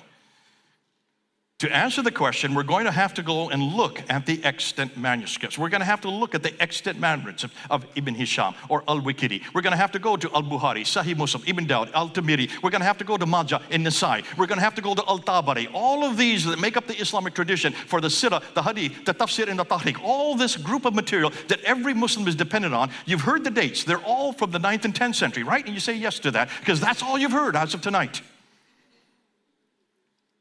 Where are their manuscripts? Give me one. I'm putting a challenge down. Give me one manuscript from any of these. Hisham, Waqidi, Bukhari, Muslim, Dawud, Tirmidhi, Majah, Nisai, Talbari. Give me one. That's all I'm asking. Weren't we asked the same thing as Christians? Malcolm, isn't this the case? We were asked to provide the earliest manuscript for Matthew, Mark, Luke, and John, right? 200 years ago, we've had to pass this test. So we're going to demand the same test that we had to pass through. Let's now demand that of Islam. Are you ready? Let's go. So now let's look at the extant manuscripts for what Muhammad said and did.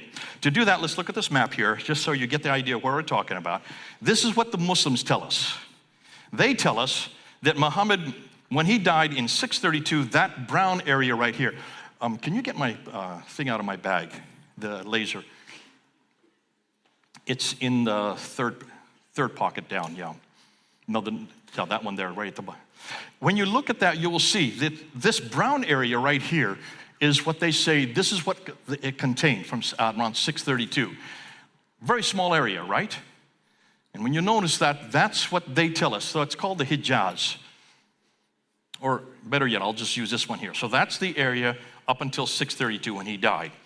After he died, then you have Abu Bakr, Umar, Uthman, and Ali, the next four caliphs called the Rashidun period. This is the period of the the rightly guided caliph. It expands their borders to this yellow area here, okay? So from Tripoli in the west all the way over here to Herat in the east, from Turkey in the north all the way down to Yemen in the south. So all that area for the brown and orange area is what he then controlled. So here is the area when he dies. This then is the area that is expanded by 651.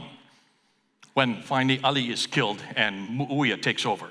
Then Muawiyah starts the Umayyad Caliphate, and then the Umayyad Caliphate expands the borders to the purple area. So by 745, so roughly the next 100 years, this whole area then comes under their control. So by the middle of the 8th century, you have here from here in Morocco all the way to Pakistan, all the way up here to Turkey, and Samarkand down here to that. That is the whole area. I'm not interested in the purple area tonight, okay? I'm only interested in the brown and the orange area. That's the origins, that's the beginning. That's where everything took place. That's where everything happened. Memorize that, keep that in your head. So there's the Umayyad period. Now what they tell us is this.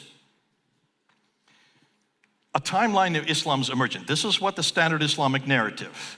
Standard Islamic narrative, that's the traditions. Isn't that great? Standard Islamic narrative, S-I-N, sin. All right, this is what sin tells us. Muhammad is born in 570, what they tell us. The Qur'an is revealed in 610. The Miraj, he goes up in the middle of the night and he is woken up by the angel Gabriel and is told to get on the back of a winged horse called the Burak, and it flaps its wings and takes him up to Jerusalem, where he ascends the 7 heavens and meets Allah, who tells him to pray 50 times a day. He comes down to the 5th heaven, meets Moses, who says, oh, no, that's way too many. See if you can get it down. So he bounces back and forth between the 7th and the 5th heaven, getting it down from 50 to 45 to 30 to 15 down to 5 prayers. Once he gets to 5 prayers, Moses says, okay, that's enough, go on back down to earth. So he comes down with the 5 prayers in 621, comes down to Jerusalem. That's why the Dome of the Rock was built. The rock is where he went up to the 7 heavens. That's to commemorate that event. He gets on the winged horse and flies on back to Mecca. That happens in 621. It's known as the Mihraj. In 622, then, he moves from Mecca to Medina, and with about 80 followers, some say maybe possibly 100, but we don't know for sure. But according to this story, he goes up with a small group of men. They go to Medina so that he can be an arbiter between the Ansar and the Jews. And that's where his Medinan period starts, and that's where the revelations start to come in Medina, there in 622. Now, in 630, he comes back to Mecca and takes it over without firing a shot. And then suddenly he dies in 632, which tends to happen to all of us. So that's the life of Muhammad according to the Sirah, according to the biography. After him comes Abu Bakr. He only lasts 2 years. He dies a peaceful death. And then comes Umar. He does not. He dies in 644. 10 years later, he is killed. He is then replaced by Uthman, who lasts for 12 years before he is killed. But while he is there as a caliph, he was the one that puts together this book called the Qur'an. This is his book. This is the Uthmanic recension, according to what the Islam tells us. That happens in 652. He then is killed in 656, and Ali takes over. He only lasts 5 years, and then he is killed by Muawiyah at the Battle of Siffin in 661. So, conclusion is, everything you've seen here on a timeline, Islam was fully formed in the Hijaz by 661. Okay, that's what the standard Islamic narrative tells us. You got it? Now, do you believe it? Why don't you? Because where does these stories come from? From me right now. But where did you get it before you heard it from me? Because this is the only story you're told, right? And of course you have to believe it, because you know that these come from the Sirah, the Tafsir, the Hadith, and the Tahriq. These are the standard Islamic narratives. Here's the problem. Where do the sources come from? Who are these guys who write this down? Everything we know about what Muhammad did and what Muhammad said, and also how Islam began. Well, according to Muslims, this is what they tell us. They say Muhammad dies in 632, okay? So there you see it, 632.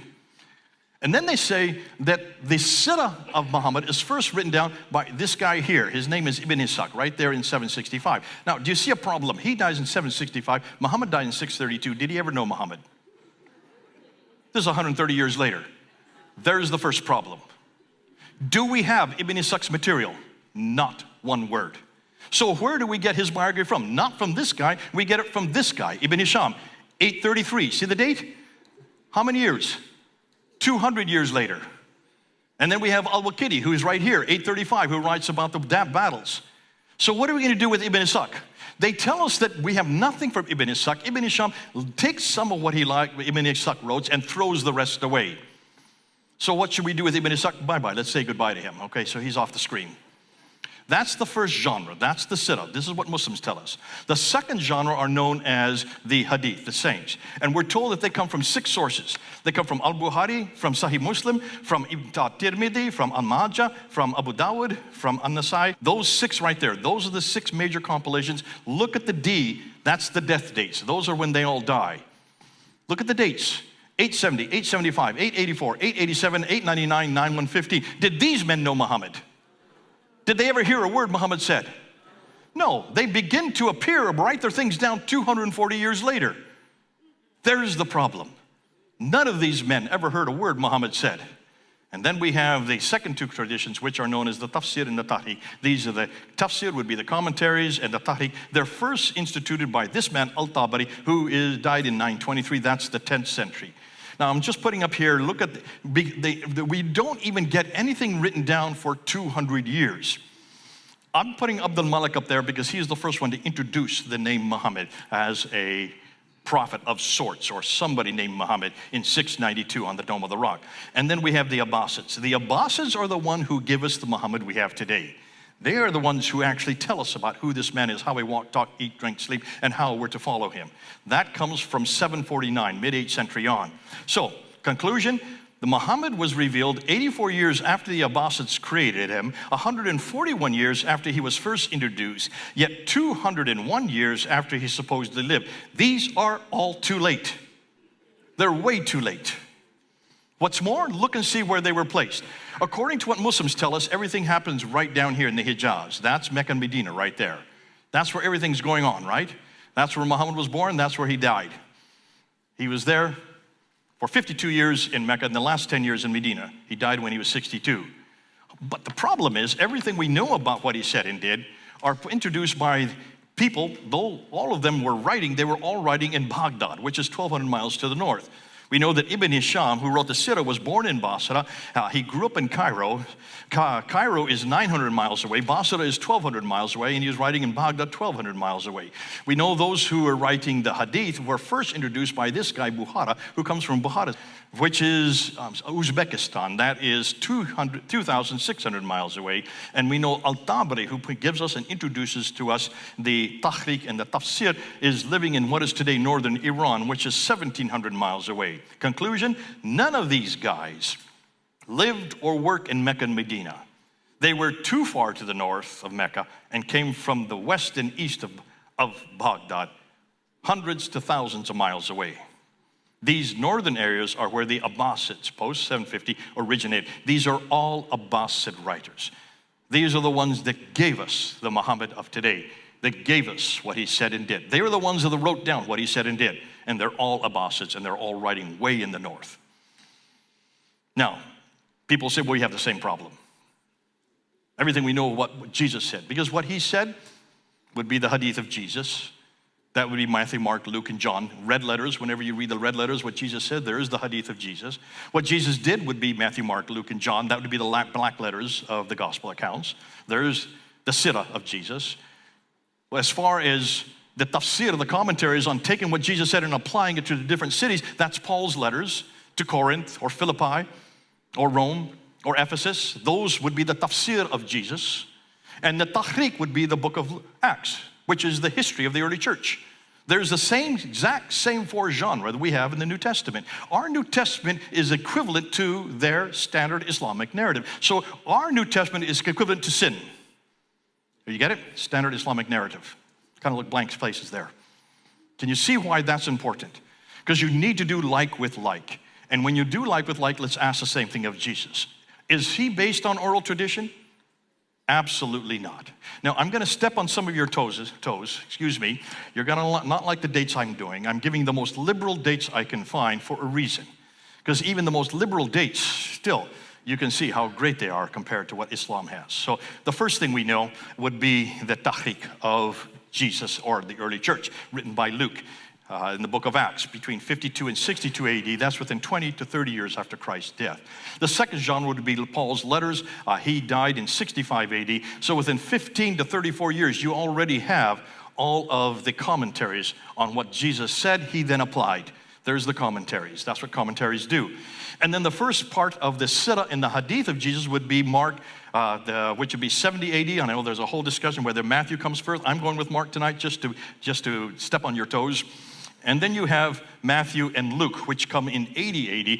But this is within 37 to 47 years of death. You already have 3 of the Sirah in the Hadith. And then we end with John, who died around 90 AD. So around within 57 years, you have everything in place. What this means is between 29 to 57 years of Christ's death, we have the entire New Testament. We have the Hadith, the Sirah, the Tafsir, and the Tahqiq of Jesus. Can you see that? Conclusion. All of the New Testament writers lived in the same place Jesus lived. And they all knew him personally, or they got their material from others who did know him personally, who heard what he said and saw what he did. Do you see the difference? 2 of them were eyewitnesses. Matthew and John were right there for the last 3 years of Christ's death. So when you do a comparison, comparing Christianity, when you look at the earliest biographies of both faiths, Christianity gets everything about what Jesus said and did within 60 years. Now, Islam gets everything about what Muhammad said and did 200 to 300 years later, and way too farther north. Which do you think is more authoritative? It's so stark, isn't it? In fact, as a comparison, if we had to depend on the sources for Jesus compared to what Islam has for their Muhammad, Jesus would not begin to appear until the 3rd century, and all Matthew, Mark, Luke, and John would be living up in Turkey. And they would not even exist till the 2nd or 3rd century. How could we trust him? How could we trust what Jesus said and did? How would we defend him if that's what we're working with? Now, this is what they tell us so far. Here's the problem. Many Muslims point to book after book after book on their bookshelves. Whenever I have these debates with Muslims, they're always saying, well, I have this who knows Muhammad here, I have this I have this guy, the Muwatta over here, I have the Musnad over here, I have all these writers. I had a fellow who was on the internet who was trying to confront me, looking at all these manuscripts by all these people who knew Muhammad. He says, we have all kinds of eyewitness accounts. We have better than you have. We knew exactly what Muhammad did. We knew exactly what Muhammad said. And I said, could you tell me what they are? And so we started doing a survey on all these books that they have on their bookshelves. And you'll get it when you meet them here in London. To be a valid witness, however, I say to them, show me what the dates are for those books. Show me the extant manuscript for everything you're pulling off your shelf. See, we had to do that as Christians. So I'm demanding the same thing of Islam. Remember, the compilers of the Prophet's life and saying all worked under the authority of the Muslim caliphs. So they would have had access to durable writing material. Our Matthew, Mark, Luke, and John, and Peter, and Paul, and all of them, they had to write on papyrus. Papyrus are those interlocking leaves that disintegrates within 100 years. Therefore, we would not expect to see the original manuscripts. There are no extant manuscripts we can look at because they would all been gone by now. The Muslims cannot make that excuse, because all of these guys, Ibn Hisham, Al-Waqidi, Bukhari, Sahih, all of these guys were there in the caliphal courts in Baghdad. They did not depend on any papyrus. They all wrote on parchment and vellum, animal skins. If you have any doubt, look at the earliest manuscripts for the Qur'an. Take a look at the Ma'il one, which is right here in the British Library, in the Ridback Gallery. It's written on parchment. Look at all the manuscripts. They're all written on parchment because they were in the caliphal courts. Who could afford animal skins? We could not afford that until the 4th century when Constantine finally commissioned those manuscripts of the New Testament for the Council of Nicaea in 325. And we probably have one of them right here in the British Library, the Sinaiticus. Look at it. It's beautiful. It's still durable today. It took 62 different deers to give up their lives for their skins to make that book. You have to be wealthy to write on parchment and to write on vellum. That's why the early church only used papyrus. So Muslims cannot make that excuse. They have to have the parchment for their manuscripts. So let's find out what we now know about the extant manuscripts, the ones we can put our hands on. For the Sirah, his biography, for the Hadith, his sayings, for the Sahaba's codices. Sahaba are the eyewitnesses. Those who were the companions of the prophet, who were right next to him. The tabi'un would be the ones who got it from the eyewitnesses. So the equivalent for us, Matthew and John would be the Sahaba of Jesus. The tabi'un would be Paul and others who didn't meet Jesus, but they heard everything and they got it from the Holy Spirit. So that would be our Sahaba, and those would be our tabi'un, all right? So let's look at the Sahaba codices. Look at the tabi'un codices, the second generation. Let's look at the tahriq and the tafsir, and let's ask the same question that has been asked of us. Let's now ask them of Islam. So hold on, let's start with the Sirah. Now, you've seen this book here because this is the book you all have to use. That's Alfred Guillaume's translation of Ibn Hisham. It says on the front there from Ibn Ishaq, but everybody knows as soon as you open in the introduction, it's very clear it's not from Ibn Ishaq, it's from Ibn Hisham from 833, 9th century. Folks, that had nothing to do with Ibn Hisham. This is the man that wrote it. His name is Heinrich Ferdinand Wüstenfeld, who between 1858 and 1860 went to all the siras he could find and compiled them, 6 different manuscripts. He compiled them into one text, and then in 1860 published it for the whole world to see, and that's what you're reading today. All from a German scholar 160 years ago. In 1967, another man named Fuad Sezgin compiled another sirah from a completely different manuscript known as the Fez manuscript in Morocco. Conclusion, the man who Muslims are dependent on to know who their prophet is and what he did is an elderly German linguist who wrote Muhammad's story 160 years ago. Thus, it's over 1,000 years too late. Have you heard this before? First time you're hearing this. You don't have to take pictures of the screens. We're going to give you all of these PowerPoints, okay? They're all going to be up on the internet by when? Alistair, tomorrow? This week? By next week. You can get all of these, so you're going to clutter up your camera for all the pictures. We'll give it to you free. Now, while the Sirah is bad, what about the other traditions? Didn't I just say that they were all written between 833 and 923? Didn't I just say the 9th and 10th century? You heard me say that, right? And you heard everybody say that, right? Here's the problem. Where are the extant manuscripts for any of these people, for any of these men? Let's start with the Sahaba, the companions of the Prophet. Now, what Muslims tell us is the Sahaba were right there with Muhammad. They're the companions. They're watching what he did. They're hearing what he said. And they wrote down verbatim everything he said and did. The Sahaba, the companions. Who are these Sahaba? Ask your Muslim friends, and this is what they'll tell you. The Sahaba of Muwatta ibn Malik, they say is from the 7th century. No, he's not. He is from the 9th century. They'll talk about the Sihafa, Haman bin Munabi. They'll say he's from the 7th century. No, he's from the 12th century. That's 500 years later. The Musnad of Ibn Hanbal, he is from the 13th century. That's 600 years later. So is the Musnad of Abd al-Razak and the Musnad of Al-Tayalisi and also the Musnad of Abi Shayba. All of these are from the 13th century. Not one of them is from the 7th century. They're all 200 to 500 to 600 years later. So when they say this, they're lying. And this is the first time you've seen that. Most of you have never heard this before because you didn't even know what I'm talking about, because Sahaba and Tabi'un mean nothing to you. That's okay. But for those who are scholars listening to me, listen to what I'm saying. This is a lie by Islam. What about the hadith, the sayings of Muhammad? I put their names up there. Then I put their names up there and I talk about Bukhari, Muslim, Tirmidhi, Abu Dawud, Majah, Nisai. Remember I talked about those 6 guys, all from the 9th and 10th century, right? You saw me say that, right? You want to know when they actually were living? Or when they, not living, because they probably were living at that time, but where's their extant manuscripts come from? Abu Dawud, the first manuscript we have is from the 11th century. That's 400 years later, not from the 9th century. And the size doesn't appear till the 12th century. Ibn Majah is from the 13th century. The Jami al-Tirmidhi is from the 14th century. And the 2 most important, the ones that every Muslim looks at, the Sahih Muslim and Sahih Bukhari, though we have versions of them that start to appear in the 11th century, those are not the ones we use today. The ones we use today, the 9 volumes that we use from Sahih Bukhari is from the 14th and 15th century. That is 700 to 800 years after the fact. We do not have anything that we use today that comes earlier than that. Ooh, This is the first time you're hearing it here in London. These documents were all supposedly created in the 7th to 9th century, yet they do not begin to appear until the 9th to 15th century. Thus, they are 200 to 800 years too late. Conclusion, this suggests that they were all written by others hundreds of years later. Consequently, they are all redacted attributions. I would pay one more thing. There probably is an Ibn Hisham. I have no doubt that there's someone named Ibn Hisham and Bukhari and Muslim and Tirmidhi. I'm sure these guys existed, but we have nothing about what they've written.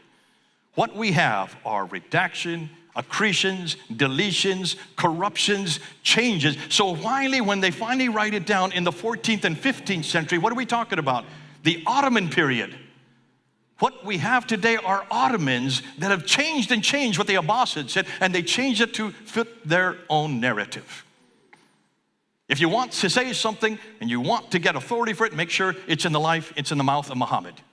You see what's going on here? Folks, we know all about this. We'll see why. Christians have done this as well. But hold on. So that's the hadith and that's the Sahaba. What about... So I'm going to put them up on a timeline. So here's what they tell us. There they are. Those are the 6 Sahaba and the Tabi'un, right? They say they're all there. No, they don't. They start to appear, and let's put it on a timeline. In the 9th, they're in the 11th century with Munabi, there Hanbal in the 13th, also Razak in the 13th, and Taylisi in the 13th, and Shaiba in the 13th. Now, what's interesting is we've now looked at Muwatta. Even Abu Malik, his actually is not in the 9th century. It doesn't appear to the 11th century. So we'll get rid of all of them from the 7th century, and there you have it on a timeline. All the Muslim scholars believe that the stories surrounding Muhammad's life were written by Sahaba and Tabi'un, thus by eyewitnesses. Not one of them were eyewitnesses. They now know they all come 200 to 300 to 600 years later. All therefore fraudulent. When you look at the Sirah in the Hadith, let's put them on a timeline so you know what I'm talking about. That's what we're told about the Sirah of Muhammad. That means the biography of Muhammad written by Ibn Hisham al-Waqidi. No, they do not come from the 9th century. They were put together by this German scholar who got it from 6 manuscripts. One in Fez, Morocco, that is 11th century. Another one that's right here in the British Library that is from the 13th century. Another one that sits in the Bodleian Library in Oxford that is from the 14th century. Another one that is in the Chester Beatty Manuscript Library in Dublin, which is from the 14th century. Another manuscript that is in the Bibliothèque Nationale in Paris, which is from the 15th century. And probably the most exciting one is the one that's right here in the School of African Studies here in London, which is from the 16th century. This is the first time you've seen this, right? We took years to get all this and run all these down. Those are the 6 manuscripts that Woestenfeld used to create his biography in the 1800s, 1860. And he went to the earliest one, this one right here. This guy right here, the Fez manuscript. Well, as he was reading it, he realized most of it was fraudulent. So he threw out 75% and only retained 25%. Why did he throw out the 75%? Where is it and why is it? We're going to look at it. We now have it. We're going to be looking at all these manuscripts. That's for later. When you look at the Hadith, those are the 6 compilations of the Hadith, all from the 9th century. They don't begin to appear until Abu Dawud appears in the 11th century. And then you have An-Nasai who appears in the 12th century. His manuscripts don't appear to Majaz and until the 13th century. The manuscripts for Al-Tamiri are the 14th century. And then you have the manuscript for Sahih Muslim in the 14th. And there comes Al-Bukhari in the 14th and 15th century. So goodbye, let's get rid of all those. They don't need them anymore. So everything is completed between the 11th and 19th century. That's 400 to 900 or 400 to 1200 years too late. Go to the Tahqiq and the Tafsir. Let's talk about Al-Tabari, who died in 923. That's the 10th century. No, this was put together by a man named Michael de Geuze, who is from the Leiden University in Holland, who between 1879 and 1901 took not what Al-Tabari said, because Al-Tabari doesn't exist. We have nothing from him. He had to go to 2 manuscripts there in Istanbul, known as the Koplune manuscripts, which were written in the 13th century, 1244 and 1253. Took those 2 manuscripts and put together what we now have as the Tafsir in the Tahqiq today. He was doing this up until 1901. That's the last century. A Dutch scholar. No Muslim has done this. It's the Europeans have done it for them. Conclusion, everything we know about Al-Tabari comes from 600 years too late, but was not compiled for 1200 years too late. So let's put it now on to a full one slide. There's when Muhammad died in 632. We're told that all the Sahaba and the Tabi'in were writing at that time. No, we now find they're not. They're actually writing And we have to bring him in there because actually even Mu'atta doesn't begin to appear until the 11th century, and then you have the others, the 12th and the 13th century. So goodbye to the Sahaba and the Tabi'un. Then we come with the Hadith. They're all supposedly written 9th and 10th century, but no, they begin to appear in the 11th. So you have Dawud in the 11th, you have Nasai in the 12th, you have Majah in the 13th, you also have Tirmidhi in the 13th, then you have Sahih Muslim the 14th, and you have Bukhari in the 14th and 15th. So goodbye to the Hadith. Then we're told about the Sirat, and we're told about these two gentlemen. They're in the 9th century. No, they all actually start to appear. They're in Morocco in the 11th century, and then you have here the one that's in London is in the 12th century. You have another one that's in Chester Beatty that's in the 14th, and the other ones that are in Paris, and the ones that are in Suez from the 15th and the 16th century, written by this man in the 1800s or the 19th century. So goodbye to those guys. Oh, I forgot about Sezgin. He asked to put another one from the Fez manuscript. He did that in 1967. So goodbye to these two gentlemen. And then we end with the Tafsir in the Tahriq, which were supposedly written by Al-Tabari in the 10th century, but they are from two manuscripts in the 13th century, put together by this Dutch scholar in between 1879 to 1901. Now, goodbye to Tabari. What's that mean? Let's put this. And look here, look at that red line. Look at those red dots I'm putting up there. Everything that Muslims tell us is from this area here. What's here? It's blank. Not one thing. Up until the 11th century, for 400 years, we have nothing about Muhammad. That is the Muhammad of faith. That's the Muhammad that they follow today. That's the Muhammad that you're hearing about, right? He doesn't begin to appear until this area here. So this is the Muhammad of history. That's the Muhammad of history, folks. Notice, almost all of this is the Ottoman period. All of this is redacted back to these guys, which read back to here. So really, let's put a big red X there. We have nothing from Muhammad for 400 years. Conclusion, the Muhammad of faith came from stories about him supposedly written by those who saw and heard him, so by eyewitnesses or by others within a few generations. Yet in reality, the stories of Muhammad of history were tabulated 400 to 900 years after he presumably lived, but not canonized into their final text, and what we read today doesn't come for 12 to 1270 years later, suggesting that this is accretions and deletions and corruptions throughout. That's the Muhammad we have today. I've given you now, this is everything on one slide. For those of you who get the PowerPoint, just use this slide and show it to your Muslim friends. Everything's on one slide. It's a huge amount of material.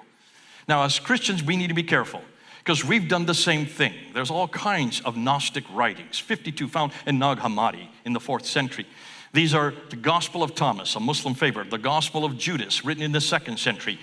Then you have the Gospel of Barnabas, one of the favorites of the Muslims. They love that one there. But why is it we don't go to the Gospel of Thomas? And why is it we don't go to the Gospel of Judas or the Gospel of Barnabas? Because they're all written too late.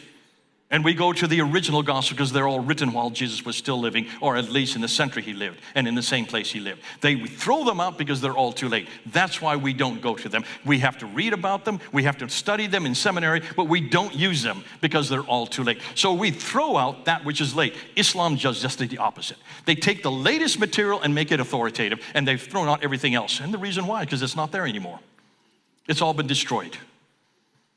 With Muhammad's historical credibility in doubt, notice what two of the major Muslim scholars have just done 5 months ago. This is new. Back in July of last year, they asked the question, Dr. Yasser Qadi, who is not a friend of mine, but he does know me, and he's written videos against me. He is from Dallas, Texas, and he is probably the world's leading scholar in the world today on Muhammad, on what he said and did. And he was asked a question on a YouTube channel about the Muhammad of history, and he said, why is it that we don't go to the Sahaba? Why is it we can't use the Sahaba anymore? And he turns to these two people, they're in Skept Islamica, and he said to them, you all know that Western scholars look at everything that Muhammad said and did with skepticism. No Western scholar will accept what he said and did. Now that went all over the airwaves. And of course I heard about it, I wanted to look at it. So that was on July the 9th that happened last year. On July the 28th, Dr. Shabir Ali, a good friend of mine, I've debated him 6 times, he was asked this question by his daughter. She said, what about what Dr. Yasir Qadhi said back on the 9th? How are we going to deal with that? Why is it that he's saying that the entire Western world looks upon the traditions, the standard Islamic narrative, with skepticism? How can you explain that? And Dr. Shabir Ali says, I can explain it to you. Let me help you here with this. And so there on his channel, he admitted that everything we know concerning Muhammad comes from this isnad, this chain of names, this oral tradition. He says, but this oral tradition is, though it's hearsay, we can trust it absolutely because we know that the Sahaba, those who were there with Muhammad, who were watching what he did and heard what he said, we know that they had a pure heart. That every one of them never lied. They were absolutely genuine. She asked him, how many are you talking about? He said, about 120,000 of them. 120,000? This is just 5 months ago, he admitted this. What about what they said? And we know that everything they said was trustworthy, and everything they told the next person was trustworthy, who told the next person was trustworthy. And for 5 generations, it was absolutely 100% accurate. And finally, when it was written down in the 9th and 10th century, what was written down is exactly what Muhammad said and did. I kid you not. He said that on July 28th. Leading Muslim scholar. Well, obviously, what Yasir Qadhi had said on the night, he had to make some explanation for. So on the 31st of July, he had to go to Dallas and he had to stand in front of his students. And they asked him the same question. Why are you saying that everything Muhammad said and did has been discredited by Western scholars, has been discredited historically? He says, okay, I understand your problem. He said, I'm the one that understands this better than anybody because I live in 2 camps. I live over here on this side. I was there in Medina. I have the highest degree you can get in Medina on the Islamic sciences. But I also got a PhD from Yale University, so I have the highest degree you can get in Western science. So I live in both worlds. And he says the 2 epistemologies, as he called it, are at collision. You cannot bring these 2 together. What the Muslims are saying here, when I'm in the mosque here, I speak and I refer to Bukhari, I refer to Muslim, and I speak about it. But when I come here to Yale University, I never refer to Muslim, I never refer to Bukhari. Because Western historical science will not accept it. I have to live in both worlds. And he says, don't worry about it, he said. Here, the whole historical record, the whole historical construct is based on a bias. And is only based on Christian writings, on the Bible. It was created for the Bible. And it did a great job with the Bible. But you can't take this bias and apply it to us over here, he said. This is a completely different epistemology. And our epistemology, he said, is based on iman, belief. We have a belief that what the Sahaba saw and what they heard was 100% accurate. They had a pure heart. All of the Sahaba and the Tabi'un had pure hearts. He was just echoing what Shabir Ali had said 3 days earlier. Can you see what's going on here? He said the Western world doesn't have this belief, but you Muslims, you know, you have a belief. We can respect what they saw and heard. We can understand that it was passed on from generation to generation, 100% accurate. And I'm just clapping my hands. Finally, the world's best scholar who's lived in both camps realizes. He says, I cannot use this material. I cannot use historical criticism. I cannot use redacted criticism and source criticism and form criticism and textual criticism over here, he said. I can't. That remains over here with the Bible. I don't have to because I have belief. I have a leap of faith. I kid you not, he said that, a leap of faith. Ooh, I love it. Bless him for being honest. Bless him for being honest. These are the 2 leading world scholars right now in Islam have now admitted it just 5 months ago that everything they know about their Prophet Muhammad is based on a leap of faith. This suggests that everything Muslims are dependent on for their Prophet is not based on history at all, but merely dependent on nothing more than a leap of faith. Let's go to our conclusion. In the Quran, Isa is only known by his titles. Concerning peace and violence, Jesus is truly the man of peace, while Muhammad is very much a man of violence. Every question which is posed by Jesus can be answered, many of which help us unlock and explain the gospel more clearly and more concisely. Most of the sources for Isa are late apocryphal and sectarian sources. Historically, Jesus is much better attested, suggesting we have the right man at the right place, doing the right thing at the right time. God bless Jesus. Isn't it great? Everything we know that they wrote on. And why do we have the right man at the right place? Because those who were with him wrote it down immediately. They wrote down what they saw. Have you been watching this TV series called The Chosen?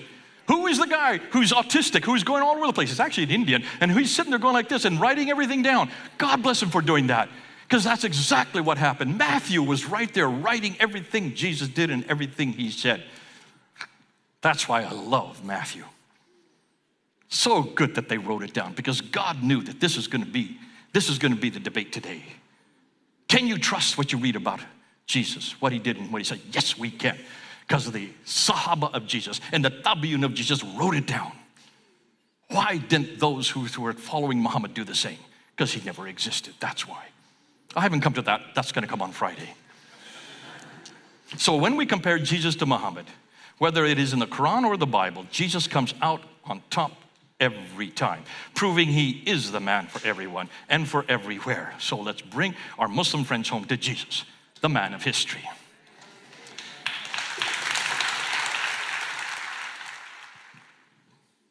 Hi, this question is about the comparison between the two. And it's in relation to purpose being fulfilled. So Jesus came to save us from our sins, restore us to relationship with the Father, but also to destroy the works of the devil, which are his own words in John 10:10. So in comparison to the two, how do we talk about the fact that Jesus destroyed Satan and all his works, and Muhammad is powerless to do that? I think she's answered her question. Yeah. You've answered it. I think very clearly as well, if you see what Jesus says on the cross, it is finished. I mean, I love Pentecostals so much because they talk about, I hear it, I first started off in a Pentecostal church, and the first time I heard it when they said, Satan is finished, because Jesus said, it is finished. And so in that regard, you can look at that in the confidence of the cross and say, yes, Satan has nothing on this. He is pure hatred. His energy is purely wasted, but because he's pure hatred. So yeah, Jesus has finished it, and I think you've kind of answered that, what you said. How do the Muslims see Satan? The shaitan? Yeah, in the eyes of Muslims, what place is given to the devil? How significant is he?